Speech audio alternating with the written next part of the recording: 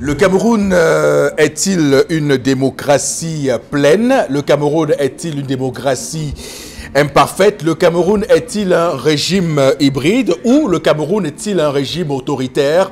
La question, on se la pose depuis cette sortie de Maître Michel Ndoki qui a clairement dit que le Cameroun est une dictature. Eh bien, sachez que l'Economist Intelligence Unit sort depuis 2016 un classement des pays démocratiques et l'Afrique en 2018 montre bien quelques surprises. En numéro 1, l'île Maurice est classée comme une démocratie parfaite. Le Cameroun, malheureusement, est 36e dans la classe des pays autoritaires, des régimes autoritaires, des autocraties, des dictatures. Rappelons que cet indice de la démocratie de l'Economist Intelligence Unit classe 5 familles de critères, à savoir le processus électoral et le pluralisme, les libertés civiles, le fonctionnement du gouvernement, la participation politique, mais surtout la culture politique. On voit très bien que le Cameroun est bien loin derrière des pays comme le Sénégal qui sont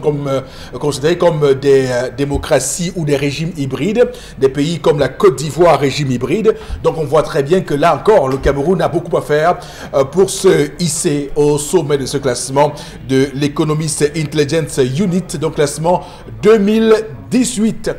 Comme chaque matin, le plateau citoyen, constructeur de la conscience collective se met en place encore ce matin avec tous ses protagonistes. D'abord vous, monsieur Batchou Chalamel, bonjour et bienvenue.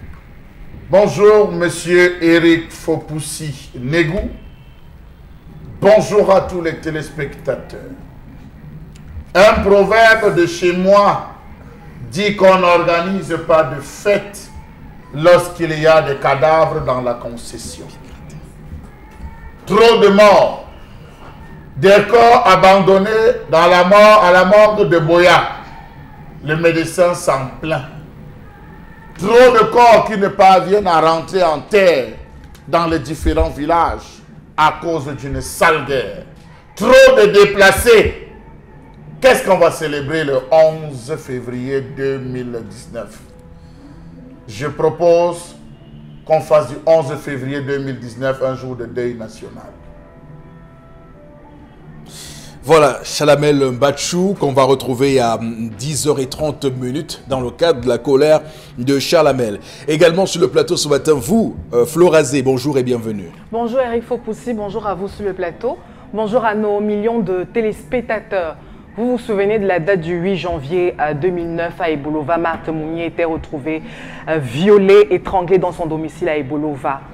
Et puis depuis peu sur les réseaux sociaux, vous assistez également à l'histoire tragique de la petite de 12 ans qui s'est fait également violenter, violée et aujourd'hui est enceinte.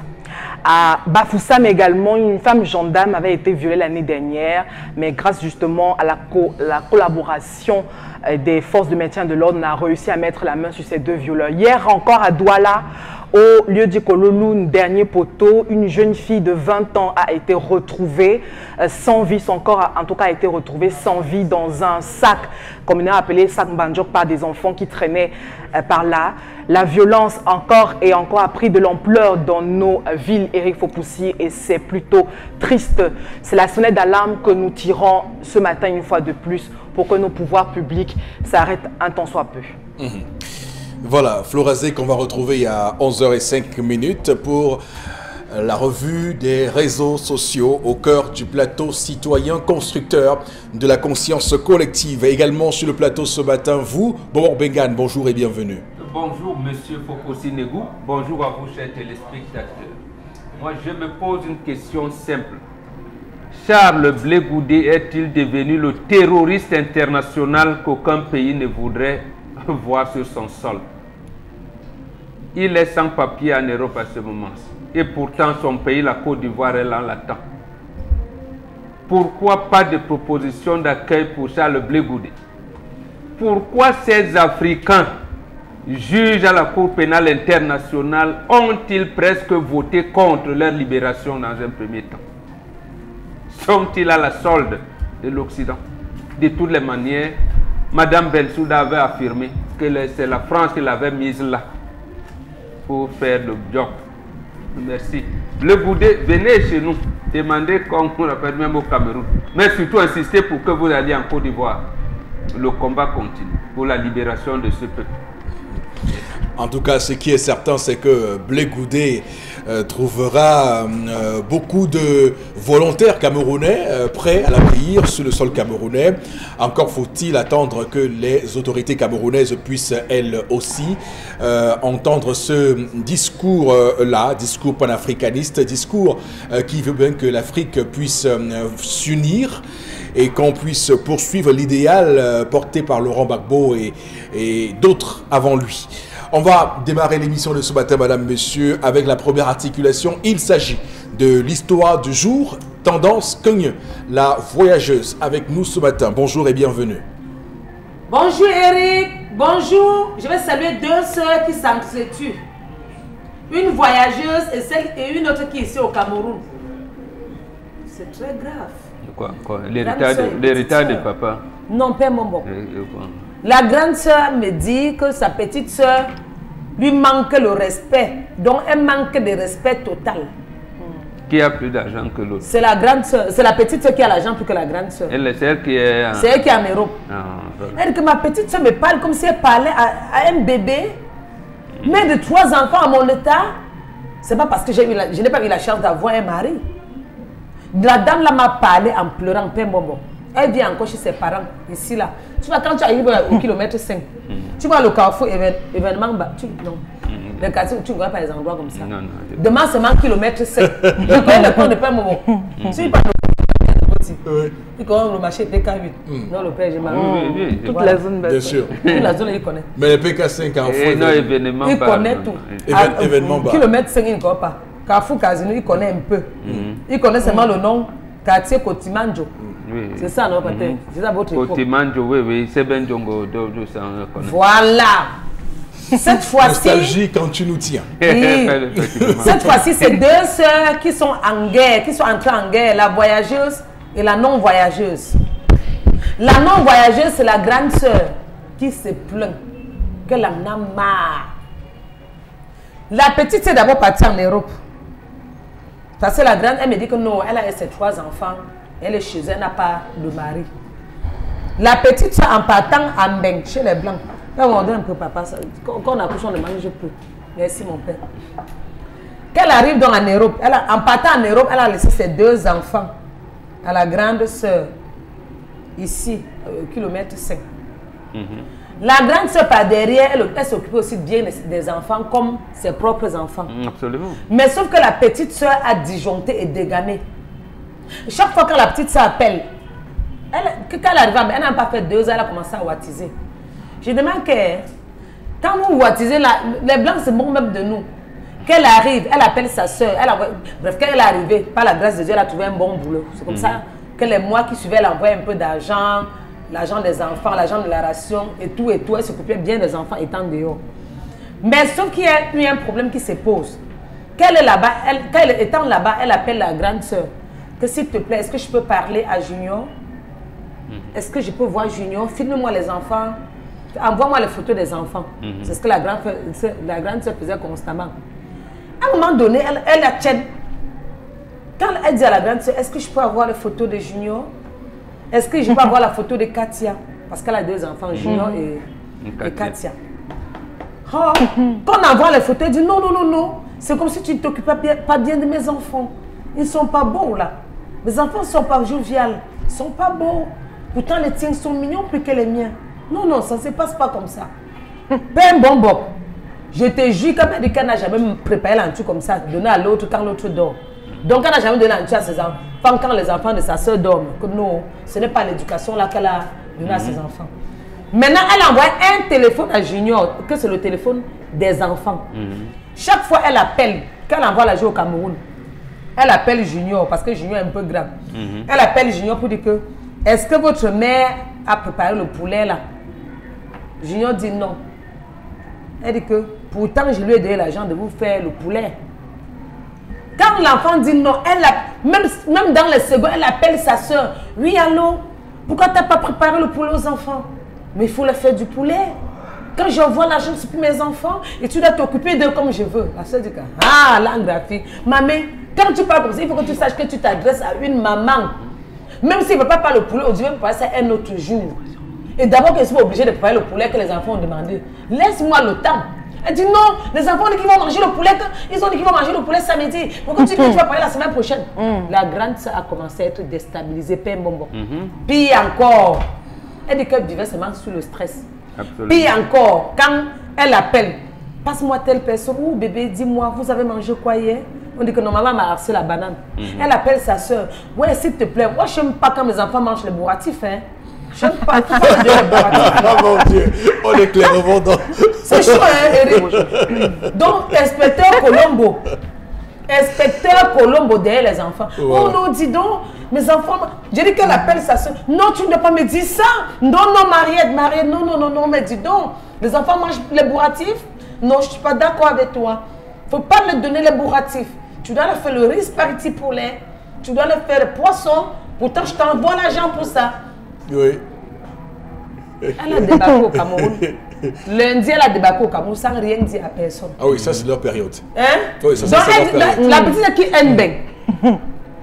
Après tous les dégâts que fait, jusque-là, sa soeur étant déstabilisée, elle ne montrait rien comme mauvais comportement devant les enfants. Elle a débarqué au Cameroun, c'était, oui, je crois lundi. Et elle n'a rien dit à personne. Quand elle débarque au Cameroun, elle trouve sa soeur à la maison. Elle dit, mes enfants sont comme les sérapos. Mes enfants sont comme les sérapos. Son fétiche. Et alors, ils ne sont pas bien nourris, tels que je leur vois là. Je suis obligée de les amener chez ma copine, ma meilleure amie qui a divorcé.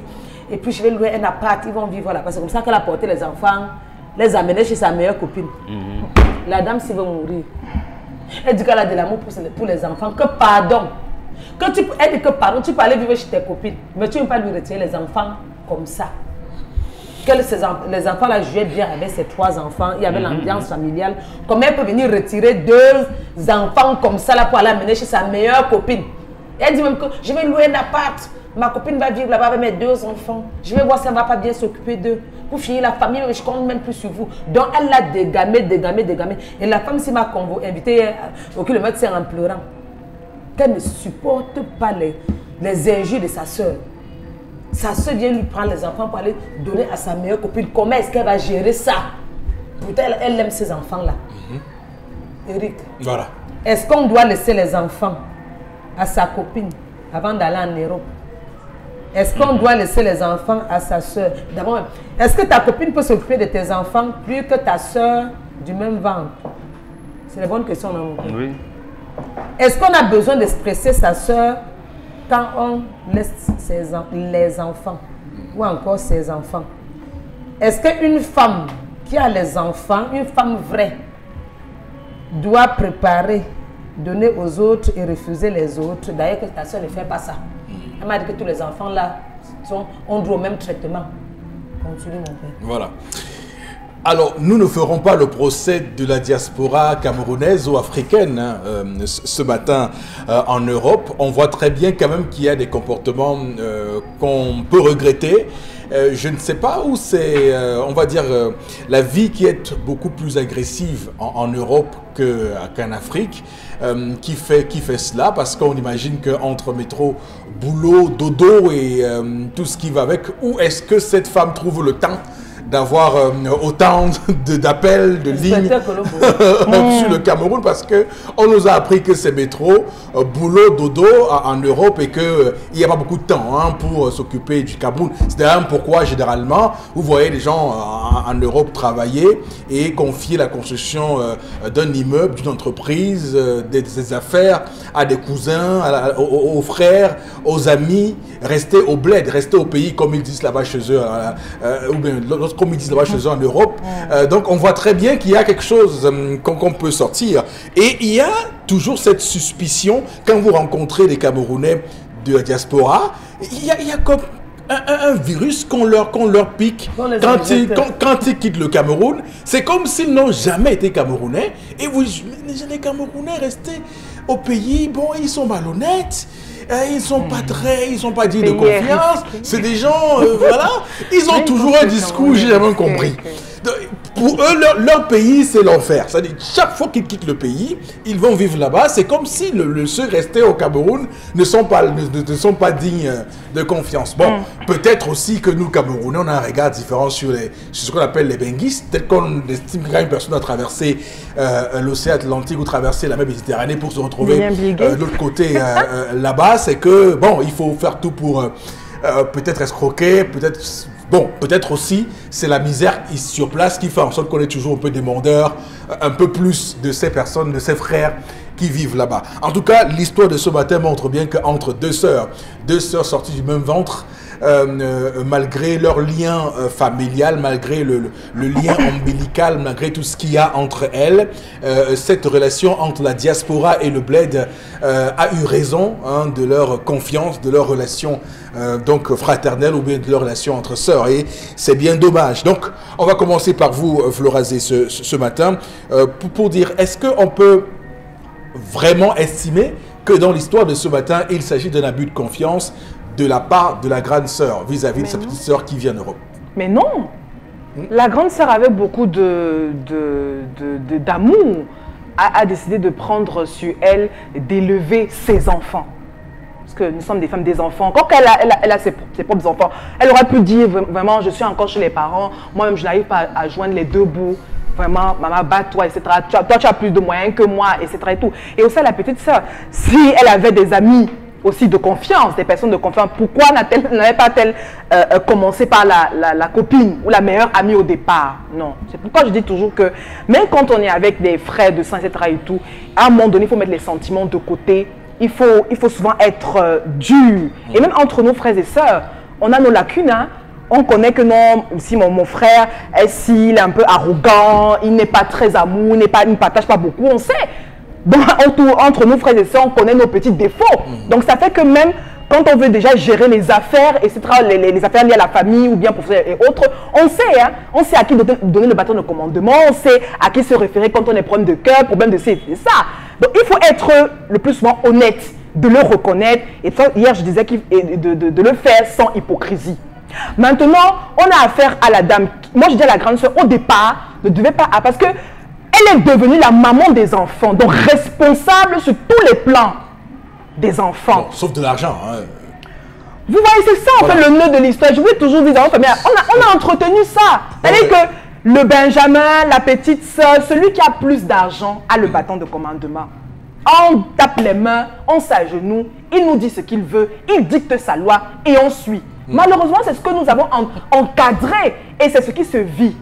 Et à tort, et ça rend des personnes malheureuses. Vous voyez une femme aujourd'hui qui a manifesté de l'amour parce qu'elle vit en Europe. Quand les enfants ont de la fièvre, c'est cette maman qui sait comment gérer. Quand il faut accompagner les enfants à l'école, quand il faut. Moi, j'aurais demandé à la grande sœur d'être ferme. C'est-à-dire que même pour entrer chez moi et récupérer les enfants, ça ne va pas être facile. Hein? Parce que je suis garant, je suis leur maman. C'est sur le plan familial et autres. Donc même pour avoir comment un téléphone portable arrive et un enfant, je ne sais pas quel âge il a, 12 ans, réussit. C'est ça. Donc même la grande sœur a manqué un peu de fermeté.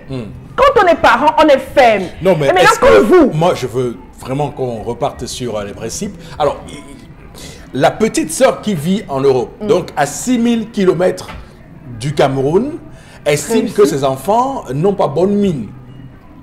Dites-le, elle réussit à manipuler. Et il faut non, elle estime que ses enfants n'ont pas bonne mine. Oui, mais elle réussit à manipuler ses enfants sa grande sœur. sont maigrichons, voilà.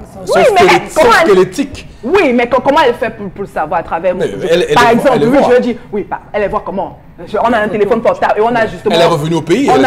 Non, parce que l'histoire nous dit ceci. Elle a d'abord elle a constaté à travers les réseaux sociaux, etc. et tout. Et quand elle arrive, elle fait la comparaison entre les enfants de la dame et les enfants. Et moi, je n'ai pas vu ses enfants. Donc, ça veut dire que la petite sœur a quelque chose qu'elle reproche à la grande. Peut-être qu'elle ne veut plus que ses enfants restent avec. Et elle prend le prénom. Oui, elle cherche de faux motifs. Et il faut pousser. Donc, moi j'allais être très ferme à la place de la grande sœur. Ça ne se passe pas comme ça. Déjà, les enfants vivent avec la maman la grande sœur depuis combien d'années? Ça aussi, il faut le savoir.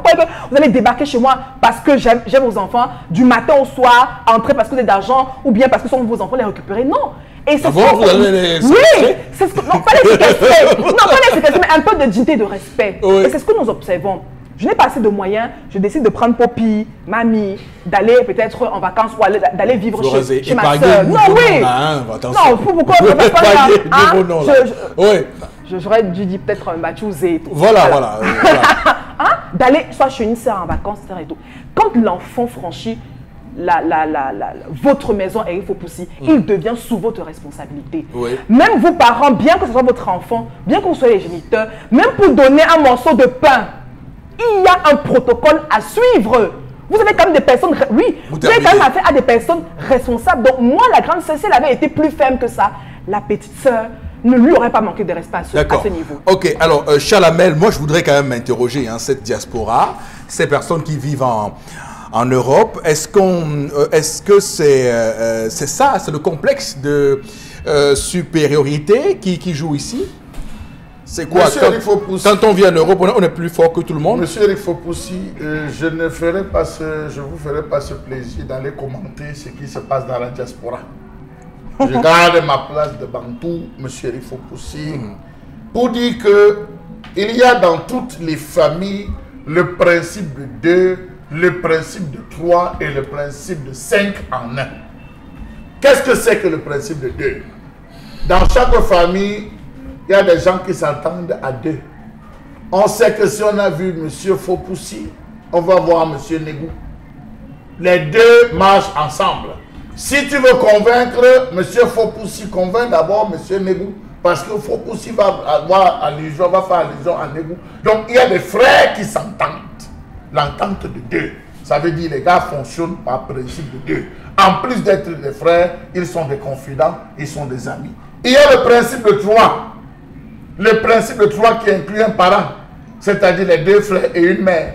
Lorsqu'il y a n'importe quelle réunion qui se passe dans les familles, lorsque l'une des sœurs a pris position, les 2 autres sœurs et la mère vont prendre position, la même position. Voilà comment ça fonctionne dans la famille. Et il y a le principe de 5 en 1. Le principe de 5 en 1, c'est 5 petits, comment je veux dire, 5 électrons qui tournent tout autour d'une seule personne, justement celle qui a l'argent. L'argent est devenu le nerf de toutes les familles. L'argent est devenu le centre de vie de toutes les familles. Vous avez ceux... Mais dans le cas d'espèce, est-ce qu'on peut estimer que cette petite sœur est celle qui a le plus d'argent? Il y a ceux qui ont réussi de manière subite dans nos familles, sans qu'on ne comprenne, sans qu'on interroge l'origine de leur richesse, mais on a décidé de faire avec.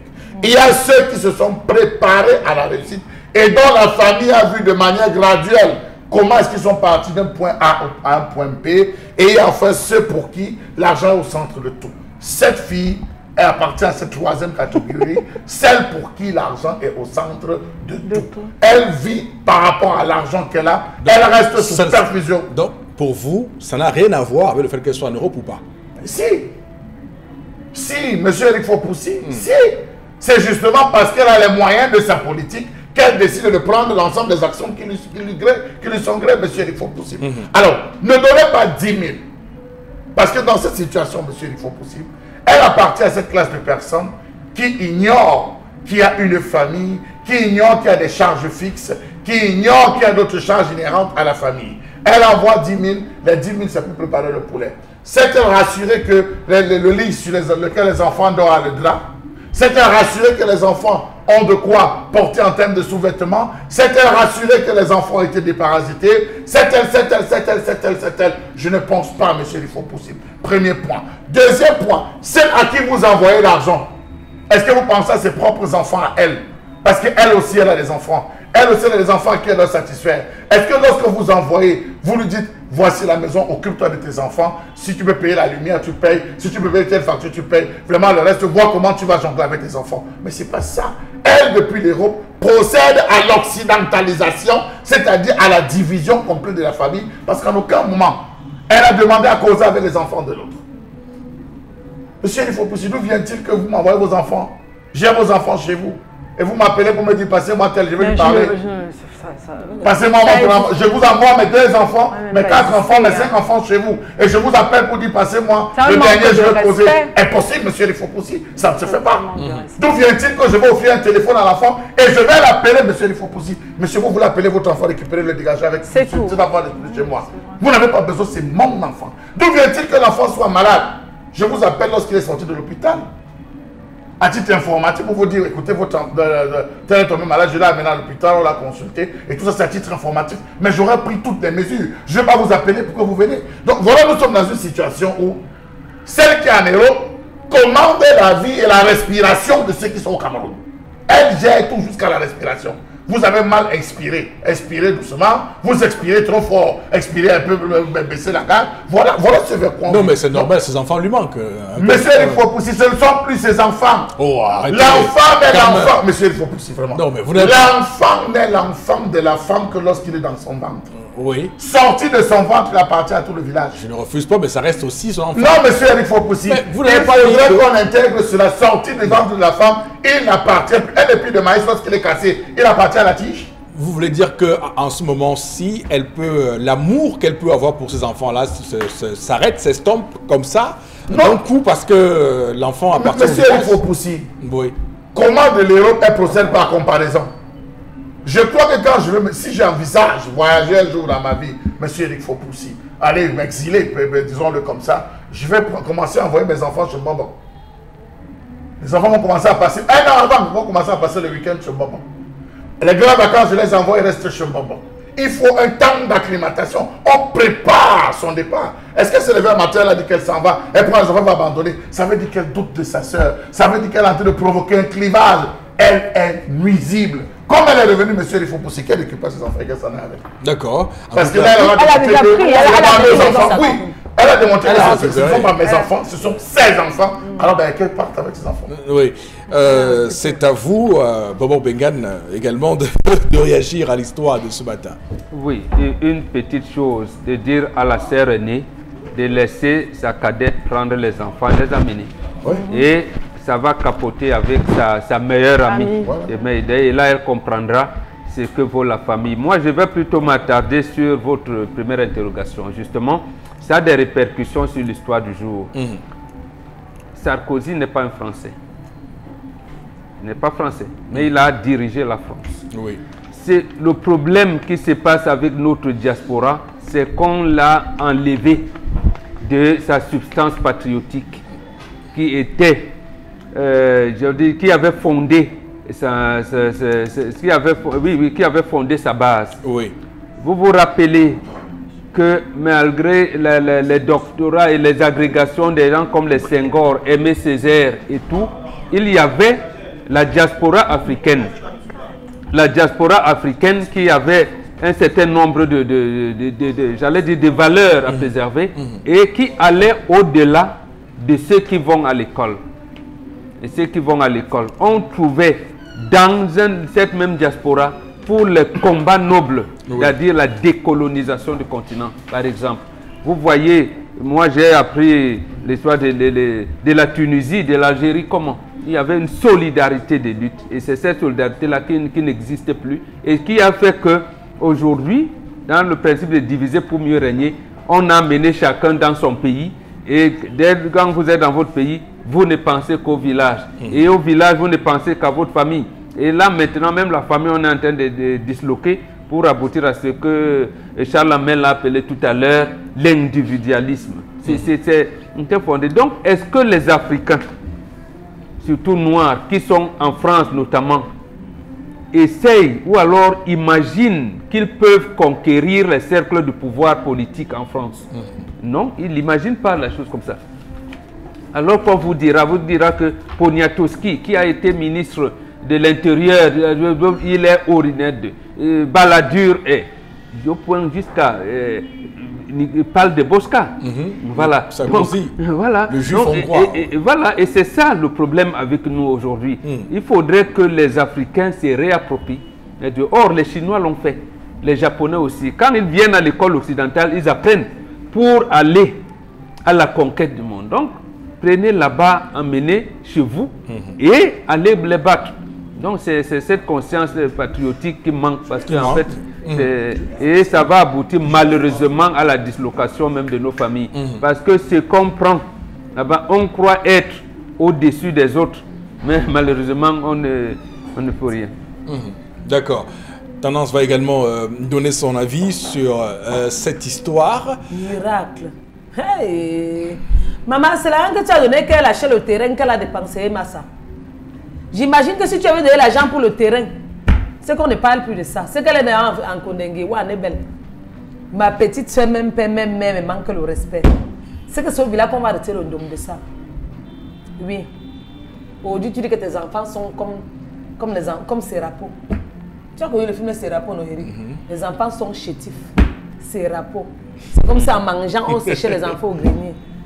Amène-la en Europe. Vous croyez que la vie est facile? Parce que tu crois que tes miettes que tu donnes pour acheter le poulet, là, ça coûte quoi? Avec les temps qui sont difficiles. Vivre avec 2 enfants, c'est les charges. Un enfant, c'est encore les charges. Elle a 3, plus tes 2, ça fait 5. Tu envoies les miettes, il faut que tout le monde entier soit au courant. Quand vous arrivez en Europe, là, quoi vous pique même? Je vais faire une lettre au président français. Il va rapatrier toutes les Camerounaises qui se comportent comme toi là-bas en Europe. C'est un pays où je parle constamment. Oui. Ma chérie, il y a ce qu'on appelle le respect. Quand on est l'aîné, quand on est la grande soeur, avant de parler à la grande soeur, on regarde d'abord que si elle parle comme ça, on regarde le poids de ce qui sort de la bouche. Et la bouche qui parle trop détruit. Le droit d'aînesse. Hein? Le droit d'aînesse. La bouche qui parle trop détruit, c'est la même bouche qui arrange. Ça se passe comment que je parle à ma grande soeur. Je dis, j'achète le téléphone à l'enfant. Je parle à ma grande soeur. Hey, mes enfants mangent les bourratifs. C'est qu'on a organisé mon deuil jusqu'à faire les obsèques. Je n'ai pas moi grandi comme ça, pardon. On sait que quand la grande soeur parle, on se tait. Même si on a raison. Ce n'est pas ce que j'ai appris dans ma vie. Avec ta copine, non, ça va ham. Pour le moment, c'est un peu les deux. On vous connaît quand vous avez la haine, quand vous venez d'arriver au Cameroun. C'est chaud, chaud. Bientôt, on va te voir avec les plastiques à main. Avec les habits dedans que tu vas vendre ou les chaussures. Ça va ham, ça veut dire quoi? Ça va ham, ça va se gâter. Toi, tu vois que ta copine peut regarder tes enfants comme ta copine, comme ta soeur. Ça va ham. Le français enrichi. Et quand ça va ham, on va trouver, mais dis. Les benguises, j'ai les astuces pour vous. Quand vous arrivez au Cameroun, première semaine, c'est encore chaud, chaud. Vous louez les hôtels. Après, c'est les moteurs. Après, c'est les auberges. Après, c'est que je suis en famille. On se connaît en détail. Après, quand vous voyez avec les sacs bandolières, soit vous avez les petits tindas avec les habits dedans et les chaussures pour aller vendre. Quand papa a une chemise, il donne 4 colos. Tout ça parce que vous voulez jongler les bières. On connaît tout ça. Vous buvez les bières, vous prêtez les bières avec les vêtements. Même avec les tennis. Que ça, c'est la Nike. Ça va coûter 65 €. En France, c'est beaucoup d'argent. Dans nos bars, vous conseillez vos habits au bar pour boire les bières, je sais. Je connais tout ça. Bon? Comment reconnaître qu'un Bengui s'est foiré fleur? Il a tout le nylon à main ou son tinda. Ah bon? Le nylon qu'il a à main, c'est soit les vestes qu'il vend. Oui. Ouais, j'ai une veste ici pour toi, regarde. Donne-moi 5 € sur la veste ici.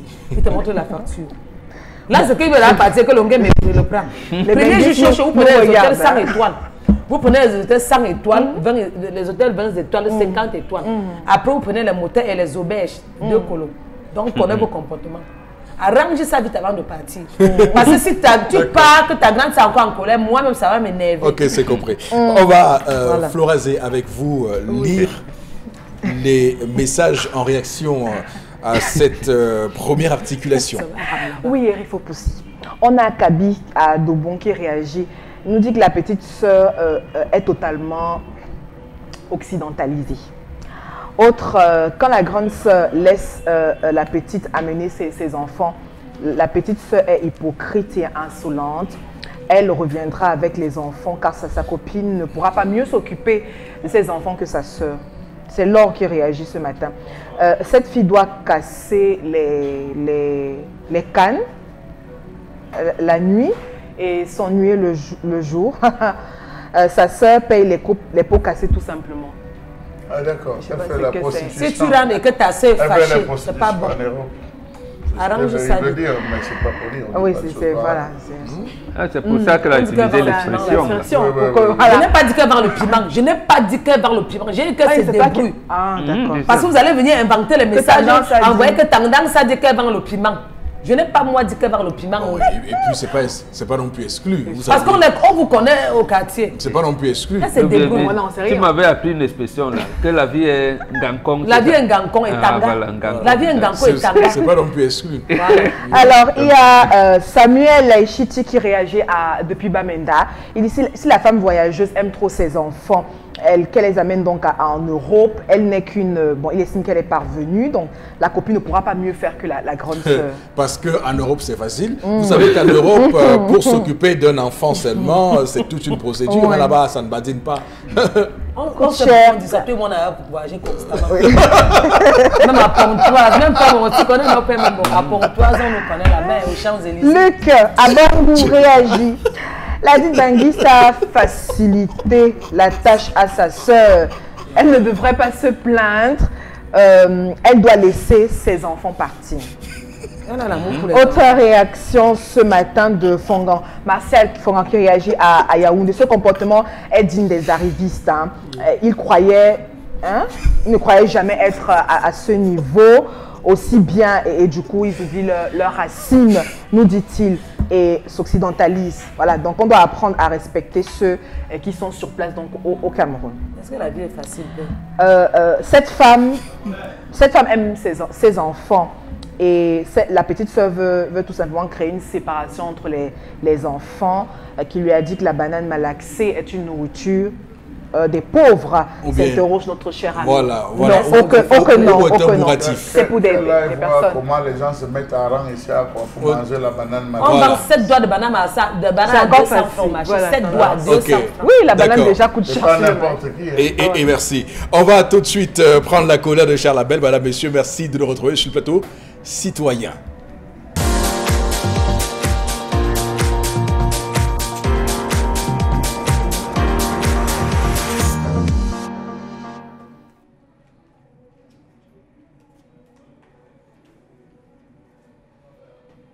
Je m'interroge ce jour sur la question de l'utilisation abusive des pesticides au Cameroun. Les journées d'avant-hier et hier ont été torrides, tonitruantes et véritablement démangeantes pour certaines populations, notamment celles des marchés Sandaga, marché Nyoudeido et Kangbanan. Comment comprendre que depuis plus de 10 ans, le Cameroun a importé en moyenne 4,6 tonnes de pesticides pour un coût estimé à 8 milliards de francs CFA l'an? Savez-vous qu'en 1991, les ventes de pesticides s'élevaient à 3,6 milliards de francs CFA, alors qu'en 2000, elles ont pratiquement atteint le chiffre de 22,2 milliards de francs CFA. Quel est donc le rôle des agents du Minader, de la brigade phytosanitaire et des multiples ingénieurs agricoles dans les différents postes agricoles des villages et groupements, s'il en existe même?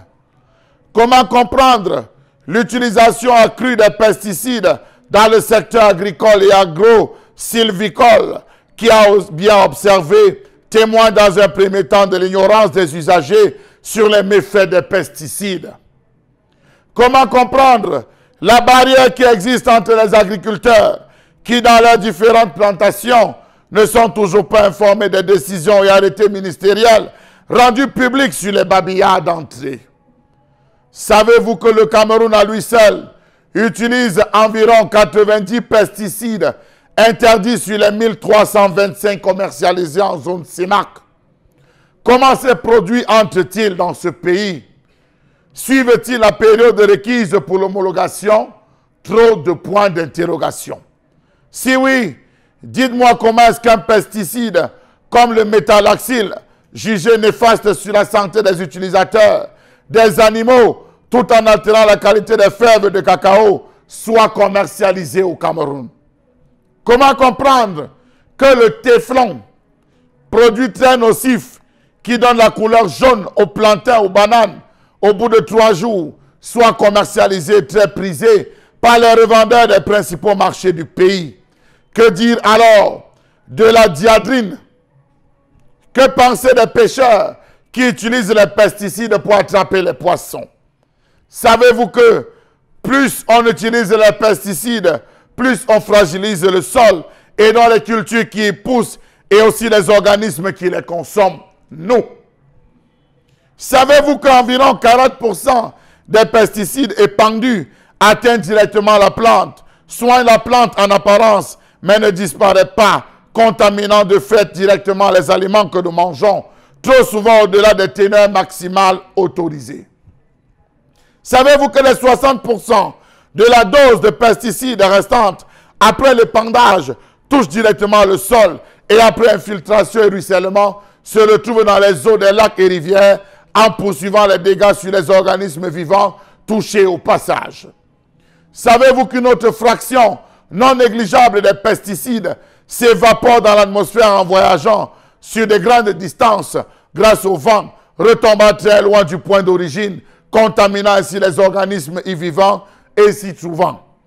Pourquoi le gouvernement, à travers ses multiples brigades, ne mène pas suffisamment des enquêtes répressives pour empêcher ce type de pratique?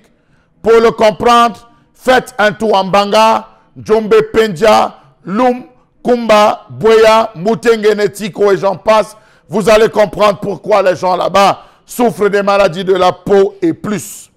Savez-vous que plusieurs produits arrivent sur les étalages de nos marchés et rayons de nos surfaces avec les pesticides sur eux, car des concomites escargots récoltés dans les champs des bananeraies? Savez-vous que l'espérance de vie chez nos agriculteurs a considérablement baissé dû à la mauvaise utilisation des pesticides qui après utilisation provoque des effets non désirables tels que les maux de tête, maux de poitrine, des maladies insoupçonnables et décès par manque de soins et plateaux techniques adéquats? Savez-vous que la majeure partie des populations de Djombe Pendia ne respirent que les produits répandus depuis les avions, sans compter que les enfants imprudents peuvent souvent aller jouer dans ces plantations et ingérer les pesticides nouvellement répandus? Faites un tour en Poula, faites un tour en Bomé, faites un tour à Édissé pour comprendre de quoi je parle. Il était encore à peu près 19 h lorsqu'on a déchargé un camion venant de l'ouest Cameroun, d'une partie de l'ouest, pas de tout l'ouest Cameroun, avec à son bord des produits, des vivres frais. À peine avait-on touché ces produits que lorsque vous vous grattez, vous touchez la peau, aussitôt, il y avait des boursouflures. Quel produit a été utilisé pour la conservation de ces tomates ou de ces produits? Allez savoir. Hier encore, c'était du côté du Cam, banane, où ceux qui ont eu la malchance de toucher certaines bananes et se gratter ou se frotter les yeux ont dû goûter certains pesticides. Comment est-ce que les produits sont-ils acheminés? Quel type de pesticides sont utilisés? A-t-on tous droit d'accéder à certains types de produits alimentaires après avoir répandu des pesticides? La question, je la pose au ministre du Commerce. Est-ce qu'il fait véritablement son travail? Dans tous les cas, les brigades, on les cherche, on ne les voit jamais. Donc, on parle ce matin avec vous, Charles Armel Mbachou, avec cette colère sur les pesticides. On va dire que le monde entier est au cœur de cette question, puisque la question préoccupe dans de nombreux pays en Afrique et dans le monde. On se souvient du scandale des produits contenant du glyphosate, qui avait évidemment marqué toute l'Union européenne et dont on avait d'ailleurs retenu quelques interdictions à l'époque.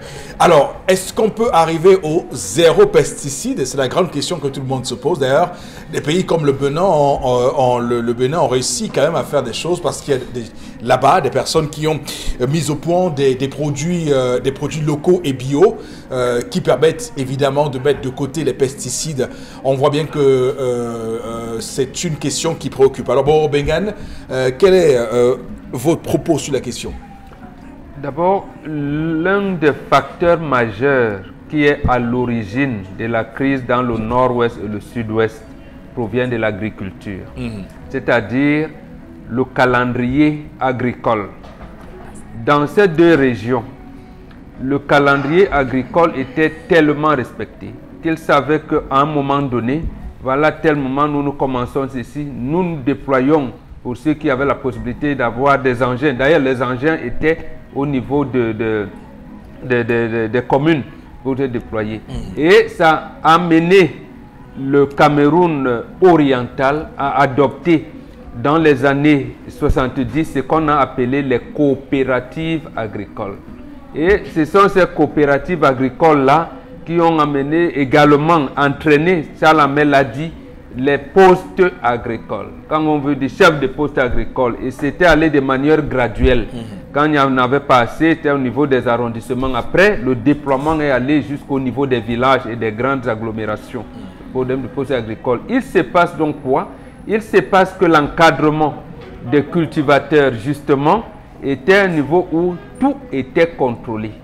Les pesticides, les engrais, tout ce qui entrait dans la production agricole était contrôlé. Et même au niveau de cacao, café et tout. Mais à un moment donné, à partir des années 80, vous avez, on a commencé à constater ce phénomène où on utilise même le lindal pour tuer le poisson. Et lorsqu'on met le poisson dans l'eau, bon, ça détruit tout, y compris les vers de terre.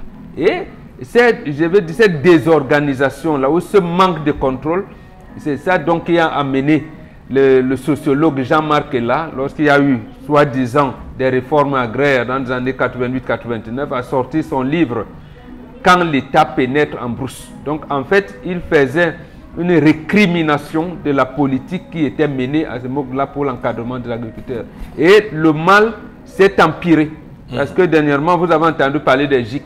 Donc, on est venu, sans préparation aucune, on tue les coopératives, on revient avec les GIC.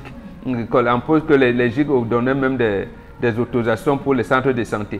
Bon, maintenant on est, semble-t-il, en train de tuer les GIC pour revenir aux coopératives. Mais le mal est partout.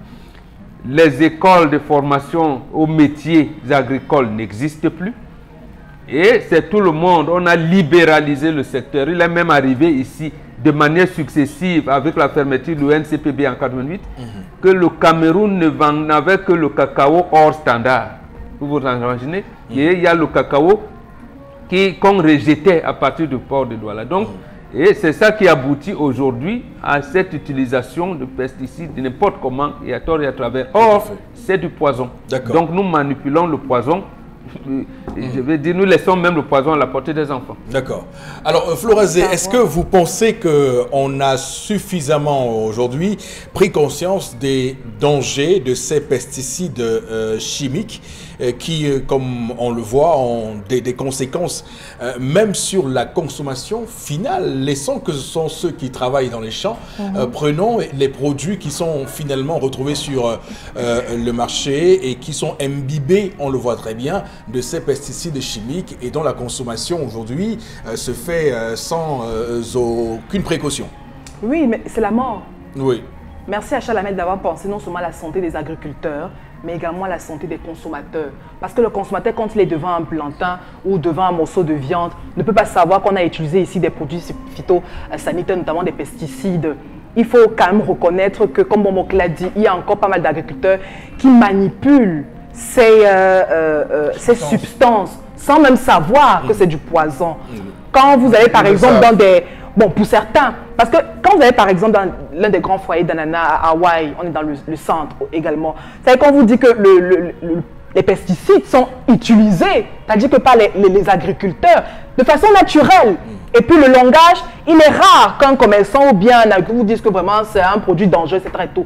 Parce que pour la plupart, il y a quand même un problème d'ignorance et il faut pousser.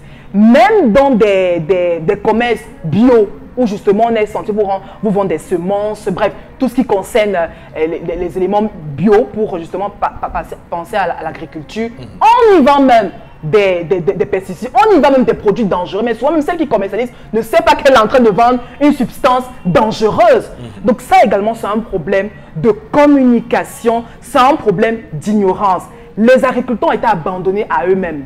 Et maintenant souvent pour faire du chiffre, même les commerçants sont là. Pourquoi on utilise du formol sur du plantain? Pour faire du chiffre. Pourquoi on utilise des engrais chimiques et autres dans les champs? C'est pour faire du chiffre. Donc parce que justement, on a abandonné ce secteur, il faut pousser, où on a fait, Chalamel a interrogé, comment on réussit encore à faire prospérer ces substances nocives dont le marché noir existe? Nous savons tous où on les commercialise. Mais comment on réussit à entretenir le marché noir? C'est ça le véritable problème. Nos légumes, je vous dis, il faut pousser. Nous mangeons du poison tous les jours. Même quand vous voyez comment on transporte les légumes, Vous arrivez chez vous, vous allez beau les cuire, Eric Fopoussi, il y aura toujours des substances nocives qui restent là, grippées. On ne peut pas voir à l'œil nu. Qui restent grippées et on consomme tout ça tous les jours. Comment faire? D'accord. Est-ce qu'on consomme véritablement du bio au Cameroun? Ça encore, c'est la question qu'il faut se poser. Mais je dirais à 80% que non. Alors, tendance sur la question des pesticides. Tu connais les pesticides? Je sais que les pesticides, je vais même dire quoi. Mais il y a quand même mon mot à dire. Charles Amé a parlé du djadrin. Où c'est djadrin? Quand nous on était petits, tu savais ça quand on tuait les herbes au champ au village, les djadrins là. Il y avait aussi, à l'époque, il y avait aussi l'engrais. On mettait pour faire. L'engrais qu'on mettait. Ça soit encore peu mon l'engrais qu'on mettait sous le cap. Ça soit encore non? Bien sûr. Ok. Peut-être à l'époque, là, c'était encore bien. Parce que maintenant, les produits qu'on met, c'est le là. Ton produit grandit. À moins d'une semaine. Consomme un peu les pastèques bois Flora. Tu as encore consommé les pastèques depuis, je ne... Tu prends une pastèque, il y a bien le jus, mais ça n'a pas de goût. Rien que les mandarines qui sont dans les marchés, la couleur des mandarines, là, où on injecte quoi sauce, je ne sais pas. Ce que je vois chez les blancs, qu'on injecte le poulet, il y a un produit là que j'avais vu sur Facebook, moi je suis que dedans. On injectait le poulet.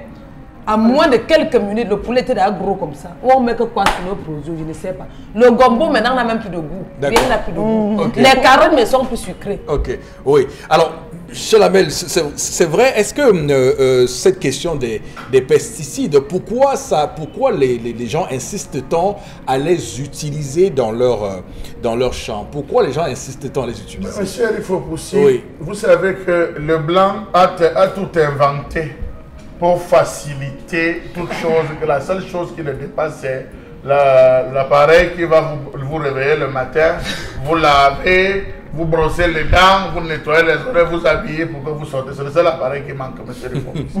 Donc, les gens sont à la recherche de la facilité pour l'entretien du champ, la destruction, interdiction de certaines mouches de venir se poser sur certains types de fruits, interdiction aux animaux de pouvoir pénétrer pour venir ronger. Vraiment, il y a de tout dans le secteur des pesticides. Alors, monsieur Eric Fopoussi, il faut dire que se retrouver à une situation comme celle-là, vraiment, posez-vous donc la question de savoir comment on arrive à 15 000 cas de nouveaux cancers, monsieur Eric Fopoussi. Nous sommes chaque année à 15 000 cas de nouveaux cancers au Cameroun. Ces cas de cancer devraient interpeller, monsieur Eric Fopoussi, l'ensemble des Camerounais et même le ministère de la Santé. Je continue à dire que le ministère de la Santé dort dans cette affaire, monsieur Eric Fopoussi. Et le ministre du Commerce, c'est le plus grand absent.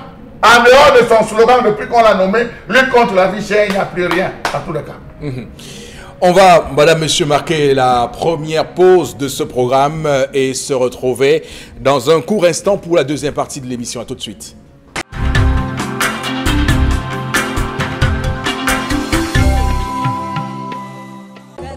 Sur ce plateau, madame, monsieur, merci infiniment de nous garder avec vous encore ce matin. Nous sommes le vendredi 8 février 2019. On s'achemine résolument vers le 11 février, fête de la jeunesse, fête donc pour tous les jeunes Camerounais qui, comme vous le savez, la veille, le 10, vont écouter le discours du président de la République. Alors, pour cette deuxième partie de l'émission, deuxième jet, on va dire ça comme ça, nous prenons quelques messages et ensuite nous ferons la revue des réseaux sociaux. Florazé. Par rapport à la colère de Chalamel, on a cette réaction qui nous dit les aliments que nous consommons au Cameroun, on n'est plus en sécurité, on se pose des questions, c'est Dieu qui nous protège. Monsieur Eric Fopoussi, faites un tour dans tous les étalages des marchés, vous allez vous rendre compte que la tomate achetée en gros au marché Sanaga n'est pas nettoyée, elle est revendue à l'État. Elle est revendue à l'État, pourtant elle devait suivre un cheminement bien précis de désinfection avant commercialisation, monsieur Eric Fopoussi. Aussitôt qu'on va acheter, on revient. Il y a des produits qu'on utilise pour protéger la tomate, pour protéger les pastèques, pour protéger... Monsieur, il faut aussi, les gens viennent de récupérer avec leurs mains. Les produits ne devront pas être mis sur les étals sans être désinfectés. Mais je me demande, monsieur, il faut aussi, quel est le rôle du ministère du Commerce en termes de suivi, en termes d'enquête, mais quand une brigade s'élève, on a attrapé 10 tonnes de pâtes, ceci, 10 tonnes de ceci, mais on est fatigué, on a besoin de sécuriser. Florazé, vous parlez des légumes tout à l'heure, monsieur Eric Fopoussi. Vraiment, je vous assure, faites un tour dans certaines zones où il y a des grandes plantations. Est-ce que vous savez qu'il y a certains produits qu'on utilise pour conserver l'ananas? Lorsque vous achetez l'ananas, vous utilisez mal, comme elle a dit. Vous pouvez être aveugle le restant de votre vie. Il y a certains produits, ne touchez pas, aussitôt vous nettoyez vos yeux. Ne touchez pas, vous oubliez, monsieur il faut possible. Prenez et aussitôt lavez les mains parce qu'il y a des produits. On ne prend pas la peine de nettoyer. Quand les produits vont sur le commerce, monsieur il faut possible, en commercialisation, on devrait les désinfecter, on devrait nettoyer parce que les pesticides ont un temps, monsieur il faut possible. Nous sommes à 15 000 cas de cancer. Quel type de fluides on consomme? Mais n'oubliez pas que sur le marché, ceux qui vendent ces pesticides sont devenus des chimistes. Ils associent certains pesticides pour avoir des produits on ne peut plus forts. Alors, moi j'ai envie de savoir. C'est une longue durée. Il y a une pratique qui a cours à l'ouest du Cameroun avec le haricot et le maïs. Lorsqu'on les récolte, pour les conserver parfois dans les sacs, on y associe des produits donc justement pour empêcher les charançons de venir grignoter ce haricot. Est-ce que c'est réglementaire ça, Chalamel? C'est pas réglementaire, monsieur, il faut pousser. Oui. Parce qu'une fois sorti, lorsque vous venez passer la commande, on dit non, c'est bon. On renforce encore pour que ça ne détruise pas. Vous prenez. Qu'est-ce que les mamans font lorsqu'elles achètent le haricot? Elles rentrent à la maison, elles mettent dans l'eau, ça passe la nuit. Le lendemain, elles préparent. D'autres prennent le haricot, versent de l'eau, jettent le carreau à l'intérieur, font bouillir, monsieur, il faut pousser pour rentrer en bout. Vous voyez les gens qui viennent consommer et les beignets haricots le matin et tout ça. Vous voyez les gens qui se retrouvent donc avec ce type de douleur gastrique. Je vous dis 15 000 cas de cancer, monsieur, il faut pousser. Oui. Vous devez comprendre que la situation est alarmante. Mais que fait le ministère de la Santé? Rien. Que fait le ministère du Commerce? Rien. Non, mais c'est... Ils font des tours, des visites dans les entreprises. C'est un scandale. On ne peut pas laisser son son peuple mourir comme ça sans lever le petit doigt. Monsieur Nifopoussi, je vous ai parlé il y a quelques jours des bananes qui nous provenaient du Mungo. Oui. Des bananes qui nous provenaient du Mungo. Ou des gens, lorsqu'on a débarqué, enfin, je ne sais pas si on appelle ça des déchets. Je ne sais pas si on appelle ça ou des chutes. Je n'ai pas de nom, mais ça vient comment vous appelez ça? Un doigt chargé. Oui, les chutes. Tous ceux qui touchaient, monsieur Nifopoussi, ces bananes, quand ça tombait, ils touchaient pour placer. Après, ils se frottaient, comme ils transpiraient, ils se frottaient. Ils engageaient des cris de douleur. Des allergies. Des allergies à l'immédiat, monsieur Nifopoussi. Oui. Comment est-ce que le ministre du Commerce, oui. Parce que je tiens à le préciser qu'en le nommant, on l'a nommé sorti du Mungo. Il occupait des responsabilités dans le Mungo. Oui. Comment est-ce que lui peut laisser des choses pareilles sur le marché camerounais? Alors, moi, je pose une autre question parce que il faut dire qu'à la base, ces produits, ces pesticides qu'on associe à ces aliments ou à ces produits agricoles, généralement, viennent du fait que, Chalamel, on veut protéger contre soit des charançons, soit des insectes, soit tout ce qui peut nuire justement à la plante. Alors, monsieur, il faut aussi aller en bas. Est-ce que, Chalamel, écoutez, j'ai pas fini. Est-ce qu'il n'y a pas un moyen de faire en sorte qu'on ait des produits locaux, bio, pour justement lutter contre ces menaces contre nos plantes? Je vous ai écouté. Ce sont ceux, comme Bob l'a dit, qui tenaient la gestion des postes agricoles, qui accompagnaient les agriculteurs dans le suivi et l'utilisation, proportion réservée compte tenu des types de pesticides, monsieur Nifopoussi. Oui. Allez à Bagam, passez à Bakom, passez dans pratiquement tous les différents villages, vous ne retrouverez plus ces postes agricoles, c'est fermé. La seule chose qui vous montre que ça, vous allez voir les chèvres, les selles de chèvres qui sont un peu partout dans les chèvres viennent se reposer. Et ça n'est plus fonctionnel. Allez ici à Manjo, je vous dis que le responsable du poste agricole de Manjo est absent depuis des mois. Il est où? Dieu seul sait là où il allait se cacher. Donc, monsieur Nifopoussi, vous vous rendez compte que ceux qui devaient assurer le suivi, l'accompagnement à travers ce que Mabok appelle les coopératives, avec la naissance des GIC, tout est mort. Désormais, les vendeurs de pesticides sont devenus comme les gestionnaires de parfumerie. C'est-à-dire, lorsque tu arrives, on dit que ton champ est où? La zone là n'est pas bonne. Avec tout ce qu'il y a là, je peux te composer un produit. Ils sont devenus des compositeurs, monsieur. Des produits. On compose, on te dit, va utiliser, tu vas me dire. Voilà. Mais c'est très triste. Oui, parce que, avec toutes les ressources que nous avons, vous savez que notre ananas, banane et tout, sont refoulés tous les jours. Parce qu'on vous dit, vous au Cameroun, là-bas, même la technique de semence, vous n'avez pas. Votre sol est tibial, etc. et tout. Pourtant, nous avons des ingénieurs formés pour. Mais allez parler avec les agriculteurs. Ils vont vous dire que même les CA, et bon, justement l'absence des GIC, des associations qui ont toujours existé. Et c'est au sein de ces regroupements qu'on communiquait avec les agriculteurs. Ils étaient formés. Ils savaient comment manipuler, comment semer, comment utiliser les semences pour chaque type d'aliment. Mais c'est quasi... Ils sont abandonnés. C'est chacun qui va de sa méthode. Et ça fait qu'aujourd'hui, vraiment, pour aller en France, en Chine, pour retrouver la banane du Cameroun ou ananas du Cameroun, c'est difficile. C'est très difficile, il faut batailler dur. Et ça commence au niveau du sol et des techniques. Donc, il faut une bonne politique sociale. On n'exporte même pas nos industrielle. Mais qu'on mange bien au Cameroun. Oui, mais on n'arrive pas à déjà on ne peut donc pas. On va formaliser, monsieur le président. Avec toutes les ressources que nous avons, je veux juste dire que le Cameroun exporte beaucoup de bananes. Donc, oui, bon, enfin, exporte beaucoup de fruits. Oui, allez-y. Oui, ce qui a tué, c'est d'abord le gouvernement a confié aux multinationales et à certains milliardaires la possibilité, j'allais dire, d'organiser cet assassinat collectif. Je vous cite le nom de 2 ingénieurs, certains le connaîtront. Celui qui était le chef projet, dans, on vous appelait le projet Nkam, ou alors Yabasi Bafang, il s'appelait Wam Tidjo. Il est mort paix à son âme. Un autre, je pense que sa levée de corps sera aujourd'hui, un certain Mouchilin Djipouté. Il est décédé aujourd'hui. Lui, par rapport à la question que vous avez posée, il a fait des propositions pour les engrais et tous ces pesticides bio.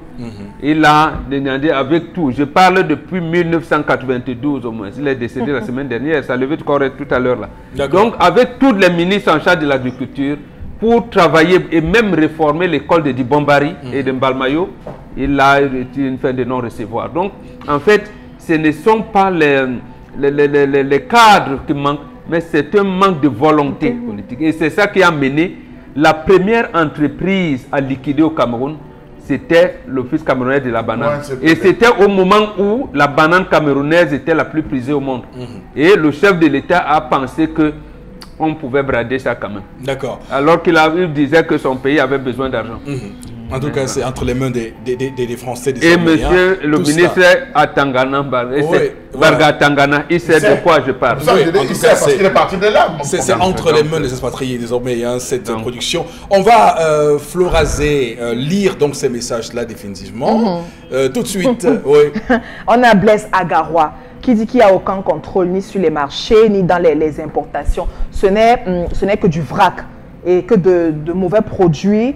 Tout cela est apprécié par le gouvernement et qui est donc qui reste prolétaire. Ils ne mangent pas ça, donc c'est nous qui mangeons du vrac. Donc du coup, ça ne peut pas leur... Et comme il est des Garois, sachez que le barrage de Lagdo avait pour vocation justement de développer l'agriculture, à part le procédé d'irrigation. Tendance peut vous dire, vous avez vu sur le marché les oignons blancs. 30 secondes. Les oignons blancs, vous avez vu des oignons blancs. C'est chinois. Oui, vous avez vu l'impact que ça avait causé les oignons blancs sur le marché.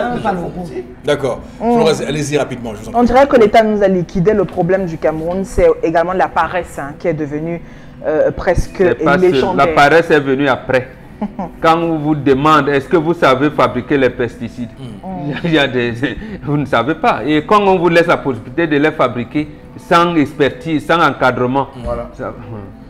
Un pesticide utilisé suivant les pratiques recommandées lors de l'homologation reste très peu agressif, nous dit-il, vis-à-vis de l'environnement.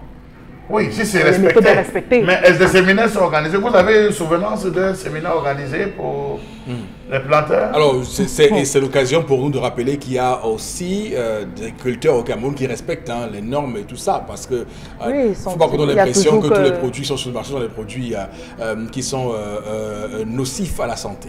Quelle est la mesure qui vous permet de le dire, monsieur Fopoussi? Je vous dis, cher Lamel, non, je veux dire la mesure qui vous permet de le dire. Je vous dis qu'il y a des produits. Je vous dis, quelle est la mesure, vous aussi, qui vous dit que tous les produits 100% sur le marché camerounais sont des produits nocifs? Les maladies, de 15 000 cas de cancer déjà qu'on commence à décrire en termes de consommation, ça c'est les médecins. C'est les médecins qui nous disent que tout ce qu'on consomme, mais quand vous dites ne sont pas de bonne qualité. Quand vous dites 15 000 cas, y a-t-il 15 000 Camerounais? Parmi les 15 000 cas? Oui. Non, mais attendez, le cancer, c'est pas une... cancer. Non, il dit 15 000. Le cancer, c'est pas une épidémie qui vous attrape comme le choléra. Je vous dis 15 000 cas. Y a-t-il 15 000 cas? Peut-être que nous tous, nous avons le cancer. Les Camerounais, c'est plusieurs millions. Je veux juste dire qu'il faut la mesure. Mais vous voulez que ça vienne d'une fois. Il existe ça. D'accord. Ces problèmes-là, mais il ne faut pas donner l'impression que tous les produits... Non, vous avez raison. Vous avez raison. La majorité, parce qu'à l'époque, quand les tomates venaient de Fumbot, on disait que les tomates de Fumban, c'était comme ça, ou les arachides, ça avait le goût. Aujourd'hui, tu manges les arachides, il n'y a même rien dedans. Tu vois un doigt de banane, la banane, tu vois, le doigt est comme ça. Mais quand tu épluches la banane, il n'y a rien dedans. Ça n'a pas le goût. Si tu es malade, ça ne peut pas faire 45 Les oranges n'ont pas de jus. Les orangeries, on appelle ça les orangeries. Ok, allez-y. La banane, oui, il faut pousser. Par rapport à l'histoire du jour, on a cette réaction. Quand on donne un enfant à un membre de la famille, il n'est plus question d'être là pour savoir s'ils ont mangé ou pas. On peut les assister à distance, seulement à distance, sans que ces derniers ne soient au courant. Ok, d'accord. Merci infiniment. On va, Florazé, clairement passer à la revue des réseaux sociaux avec vous. Deux informations pour ce vendredi, il faut pousser la toute première qui fait le buzz dans les médias, c'est le barreau du Cameroun qui menace. On revient encore sur ces deux membres de la coopération qui ont donc été pris. On se rappelle dans le cadre de l'affaire MRC, les manifestations, alors qu'ils étaient en plein exercice de leur métier. Rappelons également que le Conseil de l'ordre, après avoir examiné aussi les conditions d'arrestation et de détention des confrères, notamment de Maître Galimbou Alphonse Sabafan et puis de Tassa André Marie, lui, qui est à Bafoussam, qui ont été transférés, on se rappelle, à Yaoundé, et bien sûr font l'objet d'une détention sans titre, nous dit selon le communiqué justement qui a donc été rendu public et dans des conditions portant atteinte à leur dignité. Et dans le même communiqué, il est donc invité aux avocats à rester donc vigilants et il faut pousser. En tout cas, le Conseil de l'ordre demande la libération immédiate de ces deux confrères, le mandataire, le bâtonnier. Également entreprend toutes les démarches et invite, comme je disais tantôt, les avocats à rester vigilants et en éveil jusqu'à la prochaine session extraordinaire. Il faut pousser. Bon, Bengan, à quoi joue le barreau du Cameroun? On a, souvenez-vous, eu ce communiqué signé du bâtonnier Tchakounté Patié. Après ce communiqué où il était très virulent, il est revenu avec un communiqué beaucoup moins virulent, beaucoup moins dans le ton du premier. Et là, on a une autre sortie du barreau. Là, c'est le Conseil de l'ordre. Et dans la note d'hier, ils ont tous signé justement au Conseil de l'ordre. À quoi joue le barreau du Cameroun? Non, le barreau du Cameroun cherche une seule chose, c'est-à-dire consolider l'état de droit. C'est tout. Mais le barreau du Cameroun, d'abord, se rend compte que j'avais dit dissimuler un certain nombre d'informations, notamment parce que là, on peut quand même considérer que les associations, c'est-à-dire les partis politiques s'entendent, sont d'abord des organismes privés. C'est-à-dire qu'il y a une organisation interne à chaque association, à chaque parti politique, à chaque syndicat qui peut avoir des avocats. Donc, tout le monde ne sera pas commis comme avocat. C'est pour ça que vous parlez j'allais dire, des réactions molles. Mais donc on attendait, on arrête des gens, donc cette organisation-là va faire des communiqués et tout, sans se rendre compte que le barreau ne savait pas que ses confrères étaient pris dans la nasse. Et quand il s'est rendu compte que, mais attendez, qu'est-ce qui se passe? Il s'informe, il se rend compte que, mais nos confrères n'étaient pas dans la manif, parce que la manif, mais ils allaient assister leurs clients. Les clients allaient assister leurs clients et on les prend comme ça. C'est pour ça, je pense même que les autorités, ils les ont pris. En les cachant, ils savaient bien qu'ils allaient ouvrir un front. Donc là, c'est un front qui est légal, légitime. Donc, le barreau a-t-il les moyens de faire fléchir? Oui, et là, Flora n'a pas donné toute l'économie de tout. Ils ont dit le 13, je pense. Oui, le 13. Tout à fait. Voilà, donc ils sont allés jusqu'à rappeler les événements de Bamenda. Tout à fait. Non, ouais, ça se souvenez en 2016. Ils sont allés jusqu'à rappeler d'où était parti le désordre. Donc, cette précision. Ils ont donné le 13. Donc, 2 jours après la fête de la jeunesse, ils vont encore se réunir.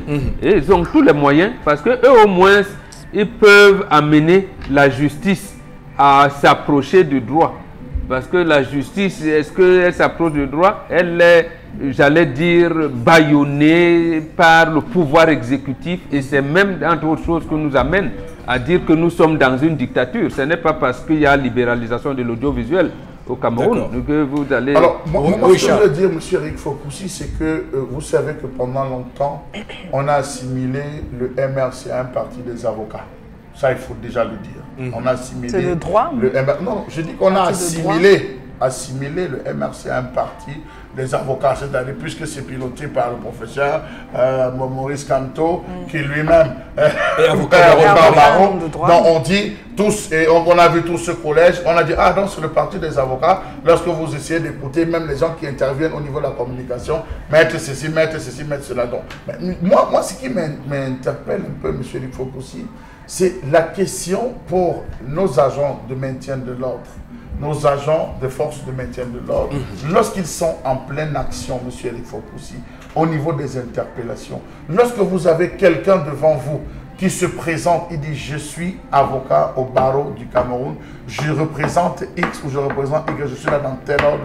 Pourquoi a-t-on besoin de l'interpeller lorsqu'on sait où on peut, M. Eric Fokoussi, retrouver la personne? Et il y a d'autres personnes aujourd'hui, ça il faut le préciser, qui continuent à être interpellées. Ça il faut le préciser, il y a des gens qui continuent à être interpellés aujourd'hui. Ils sont dans la même affaire. A-t-on nécessairement besoin de prendre, d'interpeller des personnes dont on connaît qu'à tout moment on sait où on peut mettre la main sur eux? Donc, il faut se poser à un moment donné ce type de questions. On vous a parlé de Maître Tassa qui avait été récupéré. Il était véritablement en plein. Il était en train d'accompagner. Oui, dans son ministère. Il était en train d'accompagner un de ses clients. Donc, parce qu'il accompagne et parce que c'est assimilé, il faudrait qu'on fasse la part des choses entre le travail et les idées préconçues. Non, mais ce que vous dites est absolument très grave pour cette démocratie, entre guillemets. Alors, c'est que vous êtes un justiciable, vous êtes devant la justice, vous êtes entre les mains de la justice, vous appelez votre avocat de venir vous défendre, votre avocat arrive et on l'embarque avec vous. Voilà. Quelle image ça donne de l'avocature au Cameroun? Ça veut dire que désormais, les gens n'auront plus confiance en l'avocat. Ça veut dire qu'un avocat vient vous défendre et il est en cellule avec vous.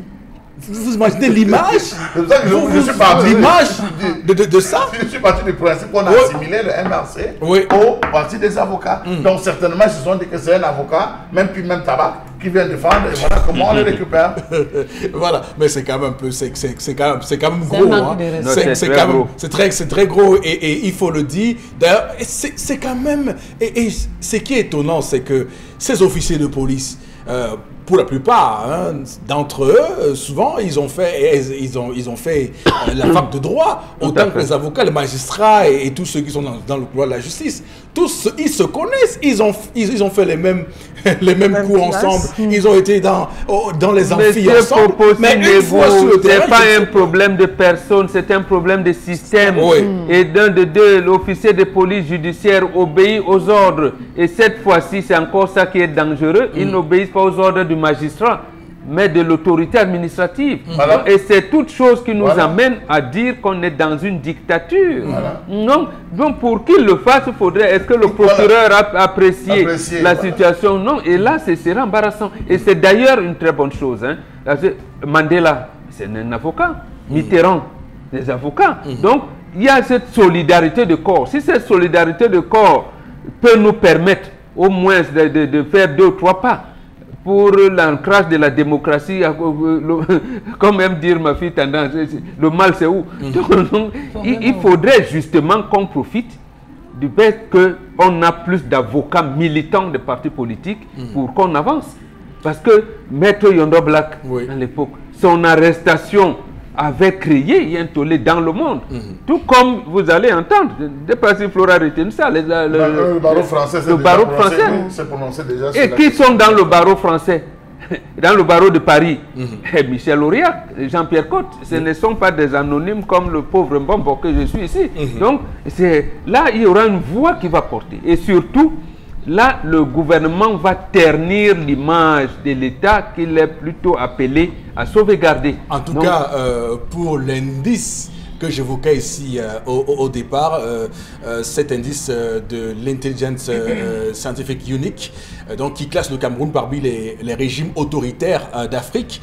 D'ailleurs, oui, 136e au classement. Voilà. Donc c'est pour vous dire que ce type d'action n'arrange pas l'image du Cameroun. Voilà. Et il y a une dame qui a créé un parti politique avec son mari, je pense en 97. Marie-Louise Eteki Otabela. Justement, sa thèse de doctorat PhD au Canada portait sur le totalitarisme au Cameroun et on l'avait assimilé à l'opposant au père. Elle ne sait même pas analyser, elle n'est pas. Voilà, aujourd'hui, quelques 22 ans après, le Cameroun un institut sérieux dans le monde qui classe le Cameroun parmi les régimes, on va dire, autoritaires, totalitaires. Ça veut dire donc que si le régime écoutait au moins ses intellectuels, ou alors certains de ses intellectuels, on n'en serait pas là. Il y a beaucoup d'écueils qu'on aurait pu éviter. Voilà. En tout cas, je rappelle les pays qui sont classés dans le même vase que le Cameroun. C'est le Tchad d'Idriss Déby Itno, c'est le Soudan de Omar El-Béchir. Des gens peu fréquentables. Vous voyez un tout petit peu.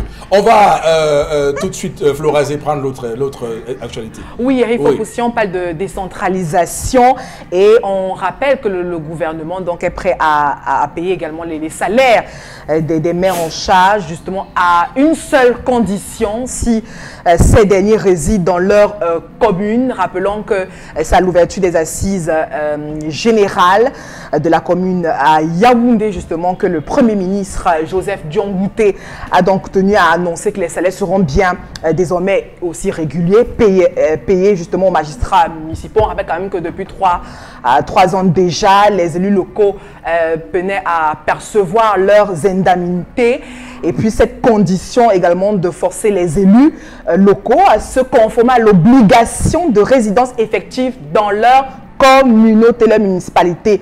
Alors, c'est sur la toile estime que ça va quand même permettre aux maires d'avoir beaucoup plus à s'intéresser aux problèmes de leur territoire. Une situation qui est également préjudiciable sur les populations des différents territoires aussi. Donc, on estime qu'avec cette assemblée, il faut aussi que cette information va donc prospérer et puis qu'on aura beaucoup plus des maires qui vont travailler pour les populations. Et aussi, certains maires avaient estimé ne pas être là, ne pas être à leur poste parce que justement, ne pouvant pas subvenir à leurs besoins, étaient obligés de faire des affaires, etc. et tout. Voilà pourquoi on pouvait noter autant d'absence. Alors, première chose pour cette affaire, vous pensez, vous y croyez vraiment? Vous pensez qu'un maire qui n'est pas dans sa commune, dans un village, c'est parce qu'il est en manque? Mais tous sont des hommes d'affaires. Ce sont des hommes d'affaires. En tout cas, bref, il faut dire que c'est quand même intéressant de voir que Georges Elanga Obam, le ministre, leur ministre de tutelle désormais, qui assure donc cette tutelle-là, il est au four au moulin. J'ai même vu qu'il y a une page Facebook officielle qui a été créée pour ce ministère et qu'ils ont fait des directs Facebook de ces assises-là. Ça montre quand même qu'il y a une cellule de communication là-bas qui essaie de faire autant que faire se peut son boulot, tant mieux. Mais il faut dire que les questions de fond restent pour ces communes, pour ces mairies qui attendent que l'État envoie les moyens. Il y a de l'argent, il faut qu'on décaisse l'argent. D'ailleurs, il y a cette sortie de Jean-Robert Wafo qui a vraiment torpillé ces assises. Il a estimé que ça ne servait à rien parce que il y a cette fiscalité qui est soumise à la péréquation qui reste encore depuis 6 mois bloquée par l'État et l'État n'envoie pas l'argent aux communes. Il y a dans les centimes communaux à additionnels qui ne sont pas arrivés. Il y a également une taxe, la taxe foncière, la taxe sur les forêts qui n'est pas aussi arrivée. Donc il y a des taxes qui sont bloquées au niveau du MINFI, qui n'arrive pas depuis très longtemps, et ça bloque l'action des communes. Donc voilà les vrais sujets de fond que nous a menés sur les histoires de payer des communes, résidents dans les communes. Voilà, bon, je commence par vous. Non, et ce blocage arrive parce que précisément les partis d'opposition et le RDPC avaient été, j'allais dire, courroucés, ulcérés. Lorsqu'on leur a fait l'État, en fait, l'État a été fait, l'État des transferts de compétences avait été fait en 2017 pour montrer combien l'État a transféré de 2010 à 2015. Et depuis, on n'a plus rien fait. Donc, l'État avait transféré, je pense, 588 milliards sur un budget de 20 000 milliards, donc moins de 30%, moins de 3%. Quand on vous parle de transfert de compétences et ressources, donc pendant 6 ans, l'État transfère moins de 3%. Donc, et justement, parce que même quand les maires du RDPC, eux aussi, s'étaient rendus compte que, mais attends, on ne sait pas même, oui, c'est notre, mais on n'a rien, on risque d'être en porte-à-faux avec la population, ils se sont donc mis à dire. C'est là où il y a cette pirouette, et vous avez bien fait de relever ça. Donc, on veut les amener à dire non. N'est-ce pas, vous voulez des salaires, n'est-ce pas, l'État vous a promis. Bon, restez alors sur place, on va vous payer. Ce n'est pas là le problème. Ce n'est pas là. Il y a l'exécutif communal. Donc, le conseiller municipal n'est pas le conseiller du maire. Donc, il a dit il y a un exécutif communal qui diligente les travaux. Ce n'est pas la présence du maire, la physique et tout, qui va faire en sorte que la commune sera bloquée ou pas. Donnez-leur les moyens de travailler. Donnez le moyen de travailler au point où aujourd'hui, je ne vais pas être cité, s'il y a des communes, des conseils qui n'arrivent pas à tenir les conseils, ne serait-ce que 3 conseils municipaux par an n'arrivent pas parce que tout est bloqué. Vous savez qu'il y a des impôts soumis à la péréquation, c'est le MINFI qui les collecte pour ensuite reverser aux communes. Et donc, depuis des mois, c'est bloqué et ils ont besoin d'argent. Voilà, le ministre, comment on l'appelait, l'environnement ou de forêt. De forêt. Vous embarquez là, et Bombor SA vient couper les forêts chez vous. Il vient parce que le chef de poste forestier de la localité, il va venir faire des trucs. Donc le maire, c'est lui qui dit, mais c'est tel volume qu'on a. Mais de reverser, alors on ne reverse pas. Et c'est le maire qui est là, qui doit veiller à ce que les populations, est-ce que la population a construit les routes? Non. La preuve, on casse les routes. La redevance forestière. Voilà, les communes, les municipalités n'ont pas l'autorité sur ces gens qui viennent casser les forêts et les faire que 2-3 routes qui habitent, ils les abîment et il n'y aura plus de pont. Donc, cette fiscalité soumise à la péréquation, ça veut dire que c'est une fiscalité qui est collectée par l'État normalement et que dans cette fiscalité, les mairies ont leur pourcentage, cette péréquation-là. Alors, Chalamel, allez-y.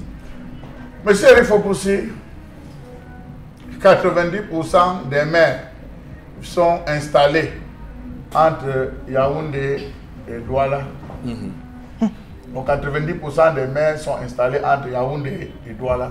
Ne les cherchez pas ailleurs. Ils travaillent main dans la main avec le pouvoir.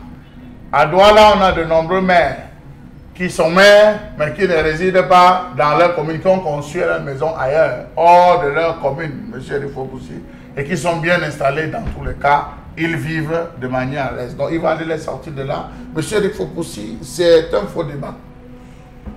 Ce que je retiens, c'est qu'en un mois, on a dépensé 2 milliards 300 millions de francs CFA. Non, en un mois. C'est 3 milliards. Hein. Je dis 2 milliards 300 millions de francs CFA. L'événement pour ces 2 jours, c'était 300 millions de francs CFA.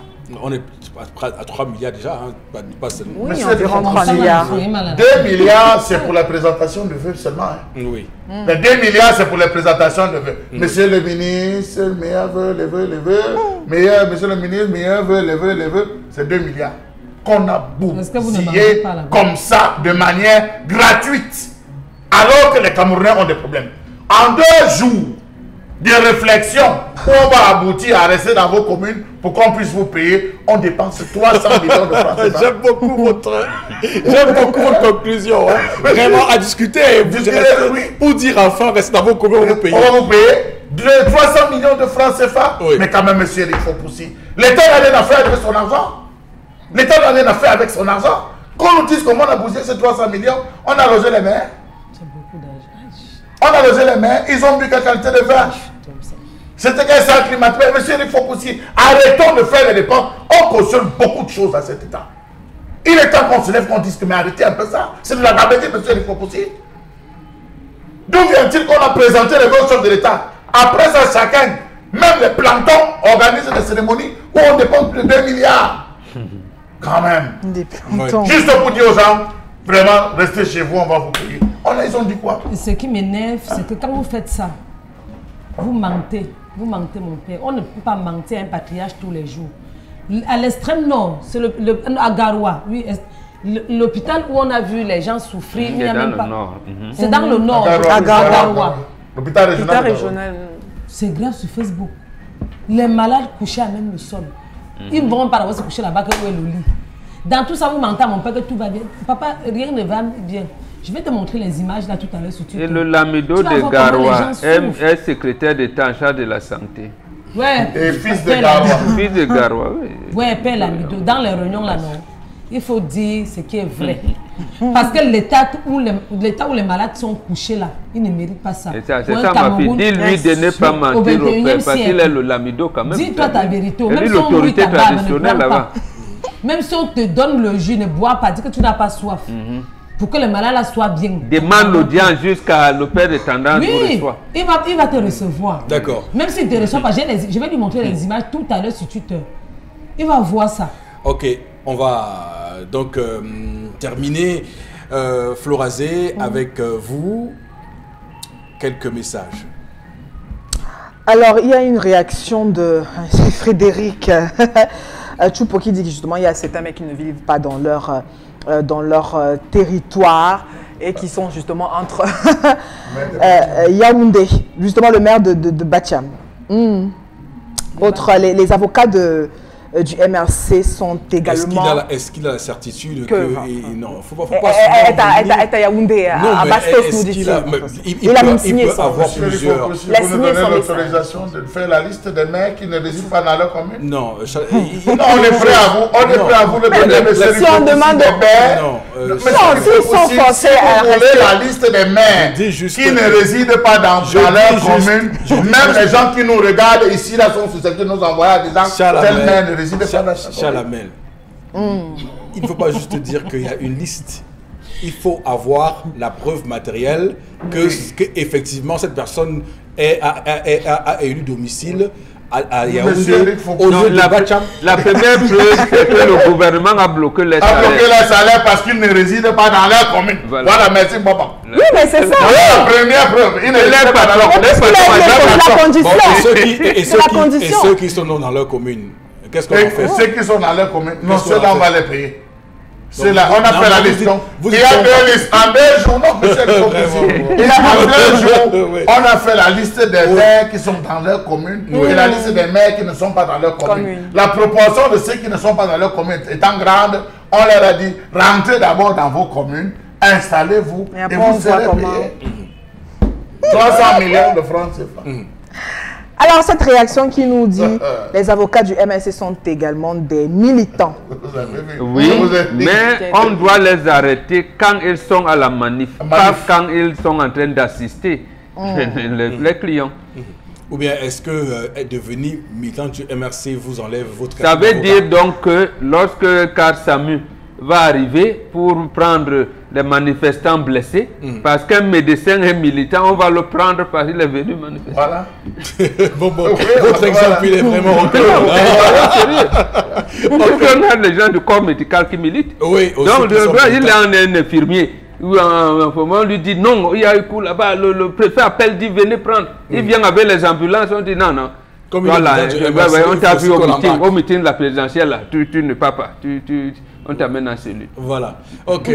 À travers l'information du MRC, Régis Kamel dit qu'on a l'impression que les choses s'aggravent, l'injustice est dominante, voilà, par rapport à cette situation. En tout cas, c'est l'un des critères aussi d'affirmation d'une démocratie, c'est l'opposition. Hein, c'est la force de l'opposition dans un pays. Si dans un pays, l'opposition ne peut pas annoncer des marches et les faire tranquillement, alors là, vous êtes clairement dans un régime. Si l'opposition ne peut pas critiquer l'action du gouvernement, ça veut dire qu'il n'existe pas d'opposition. Ou si l'opposition ne peut pas s'opposer. Voilà. Parlons terre à terre. Si l'opposition ne peut pas s'opposer, alors là, ça pose problème. Par rapport à la colère de Charles Hamel, il s'agit d'un problème de sécurité sanitaire des aliments. Il y a une filière professionnelle à l'université de Yaoundé 1 en sécurité sanitaire des aliments. Il reste maintenant à l'État de les recruter, comme toujours, pour former et sensibiliser les uns les autres. D'accord. Attendez. Oui. Attendez. On va vous recruter. Ceux du génie civil ici ne sont même pas reconnus par l'ordre. On n'a pas de attendez. On va s'occuper de vous. Alors, par rapport à l'histoire du jour, hein, l'amitié se brise, mais la famille demeure. La dame demande des excuses à sa grande sœur. C'est honteux pour elle. Michel qui réagit à Annabelle.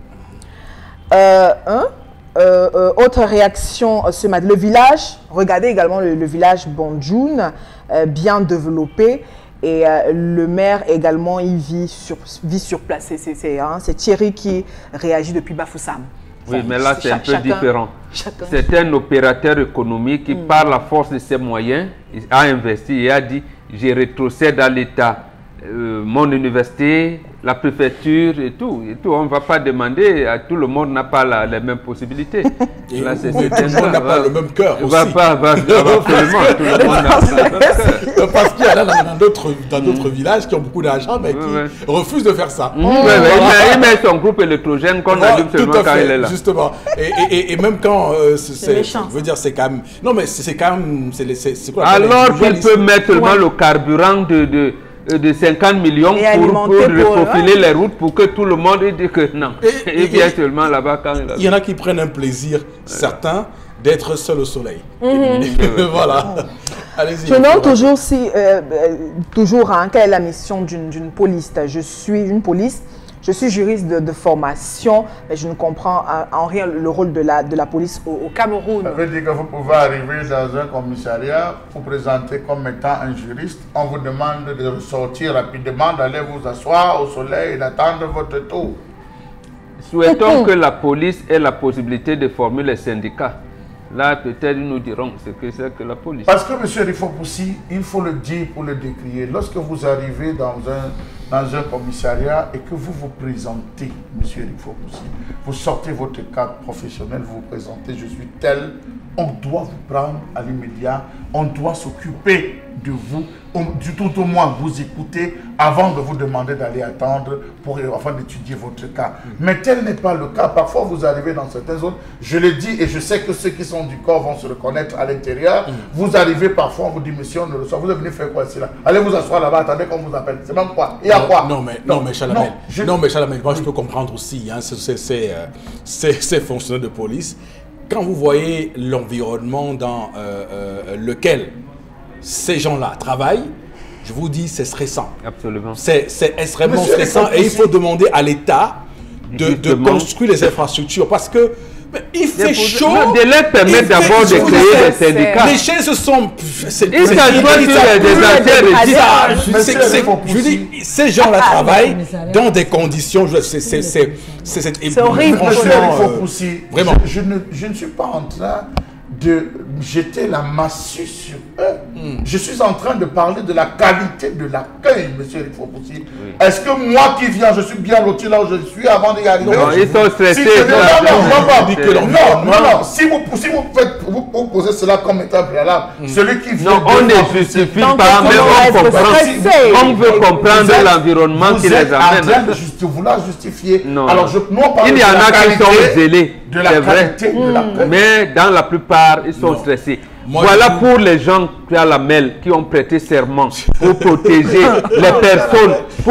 les personnes et leurs biens. D'abord, c'est un engagement noble. Oui. Ça veut dire qu'il faut laisser sa famille et ses enfants à lui et à elle, ils doivent aller. Mais maintenant, vous arrivez, vous asseyez sur les vieux registres.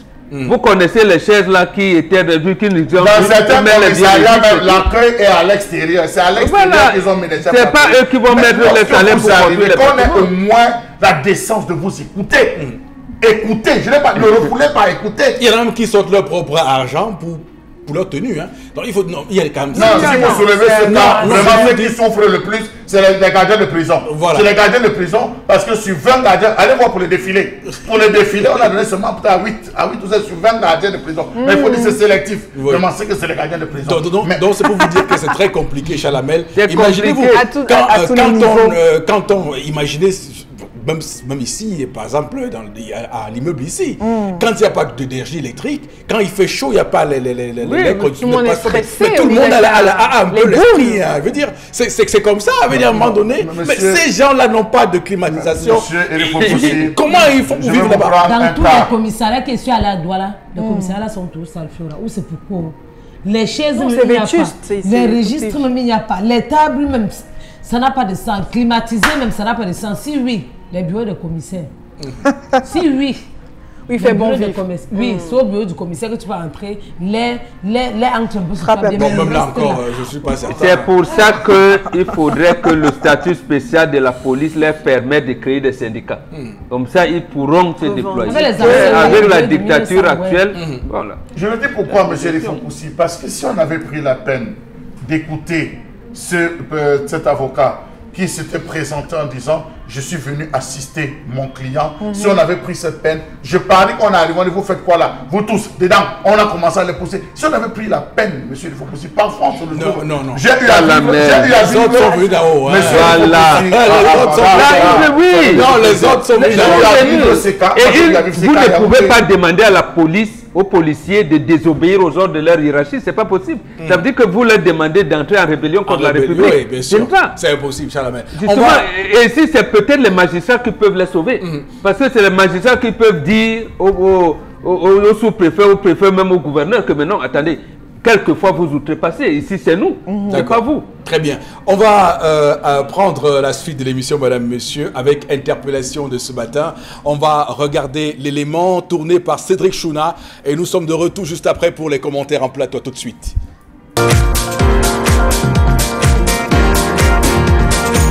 Eh bien, moi, je souhaite que notre président puisse nous aider à construire plusieurs routes. Nous avons manque d'établissements à l'extrême nord et manque de professeurs. C'est donc ça que nous avons besoin. Et nous avons manque de sécurité dans notre pays. C'est donc ça mon problème.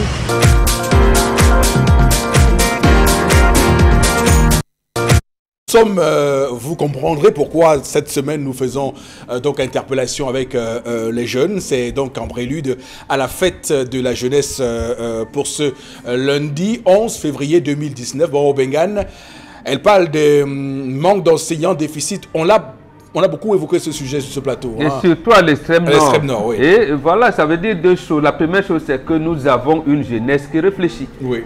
La deuxième chose, c'est le constat qu'elle fait.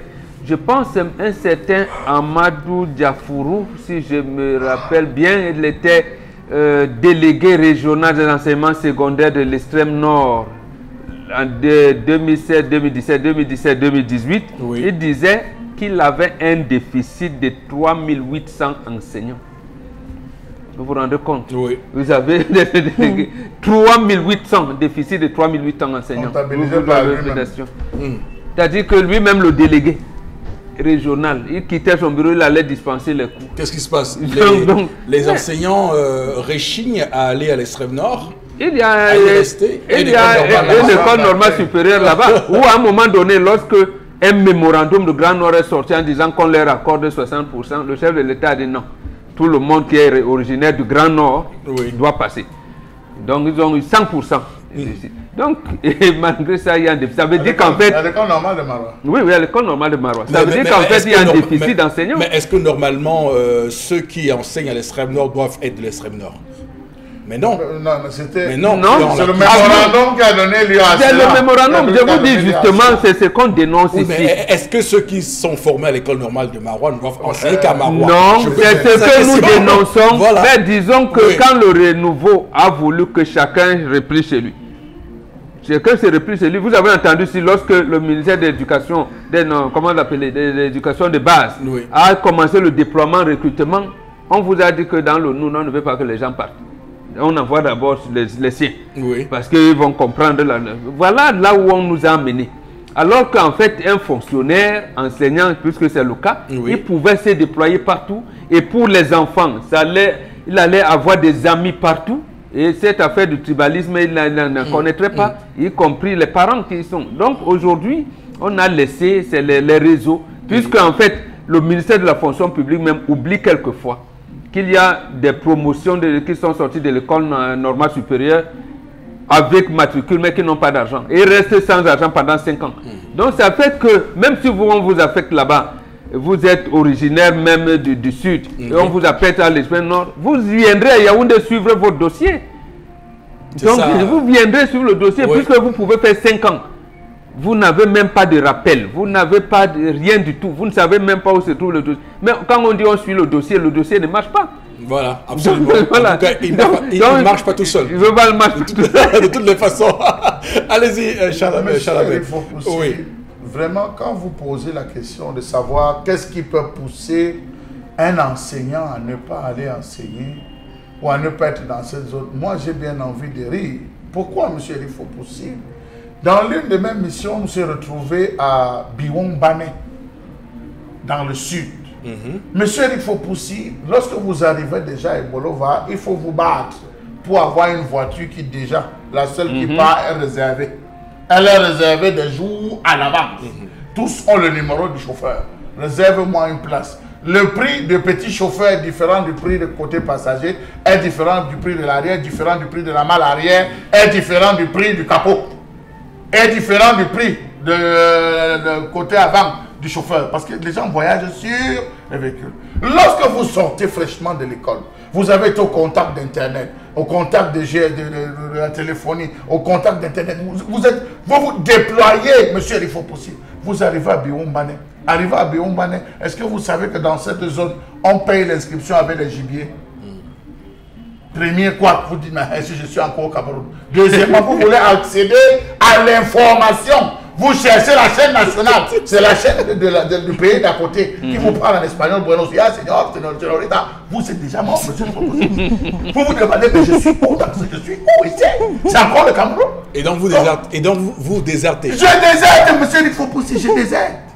Je déserte, monsieur. Vous savez qu'un soldat, vous êtes un soldat. Mais puisque quand vous venez prendre le service, monsieur Fopossi, vous venez avec 2 pantalons. Vous vous retrouvez là à faire 3 mois sur place avec vos 2 pantalons, 2 chemises.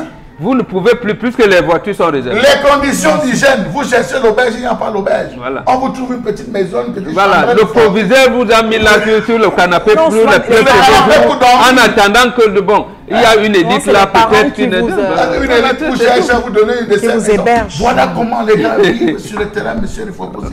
Allez voir, il y a certains qui sont allés prendre fonction à Kenzou. Il est arrivé à Kenzou, il a ouvert l'œil à gauche. Il s'est levé le matin, il dit Seigneur, tu es vivant. Il a trouvé la première voiture.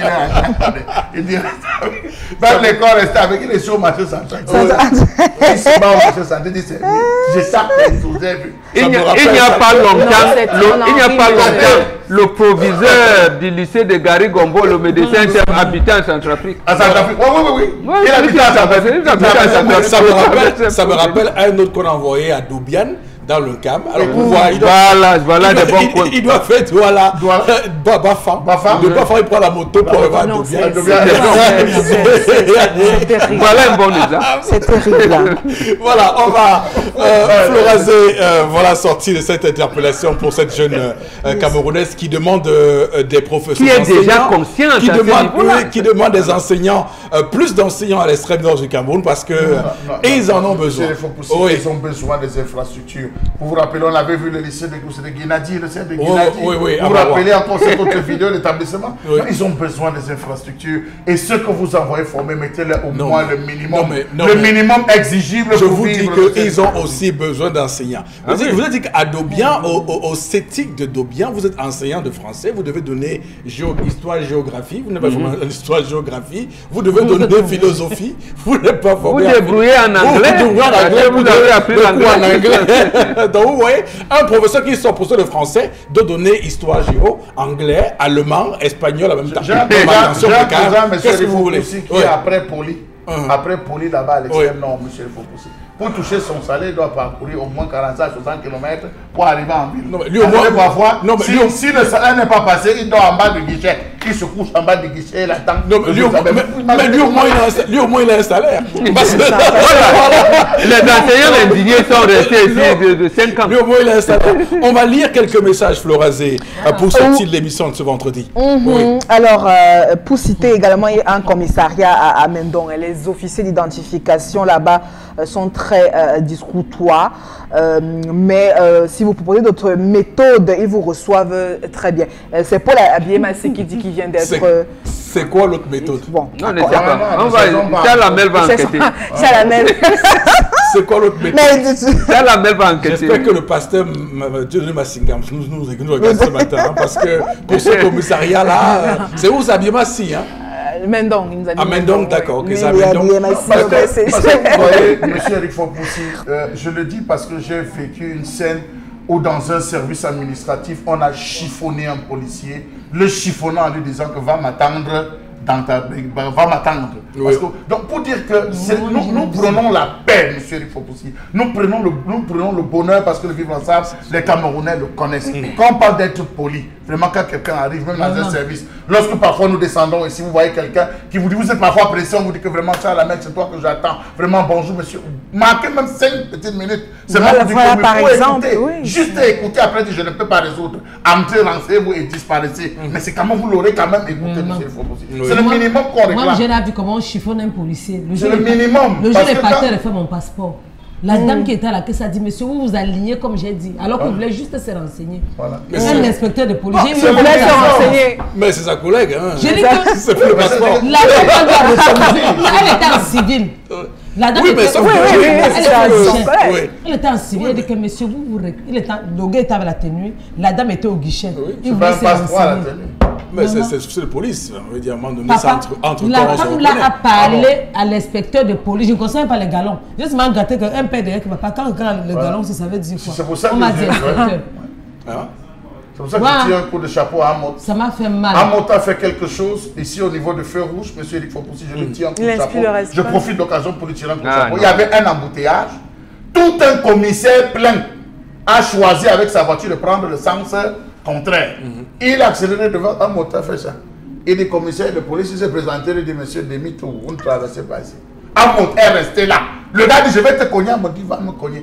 Quand il a vu que l'attroupement avec les Bentikina commençait à chauffer, il a fait lui-même la manœuvre, il a fait demi-tour, il est rentré. Je lui tiens un coup de chapeau pour ces actions. Ça devait être un chauffeur. Ce n'est pas parce qu'on est collègue à un moment donné qu'on va violer. On va violer. Chauffeur de...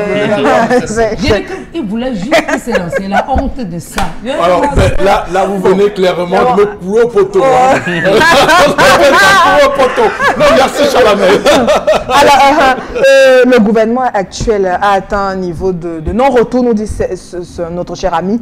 La seule alternative pour lui, c'est d'aller jusqu'au bout de ses gaffes et d'assumer les conséquences. Prions Dieu pour que le pire n'arrive à personne et que chacun, le moment venu, réponde de ses actes.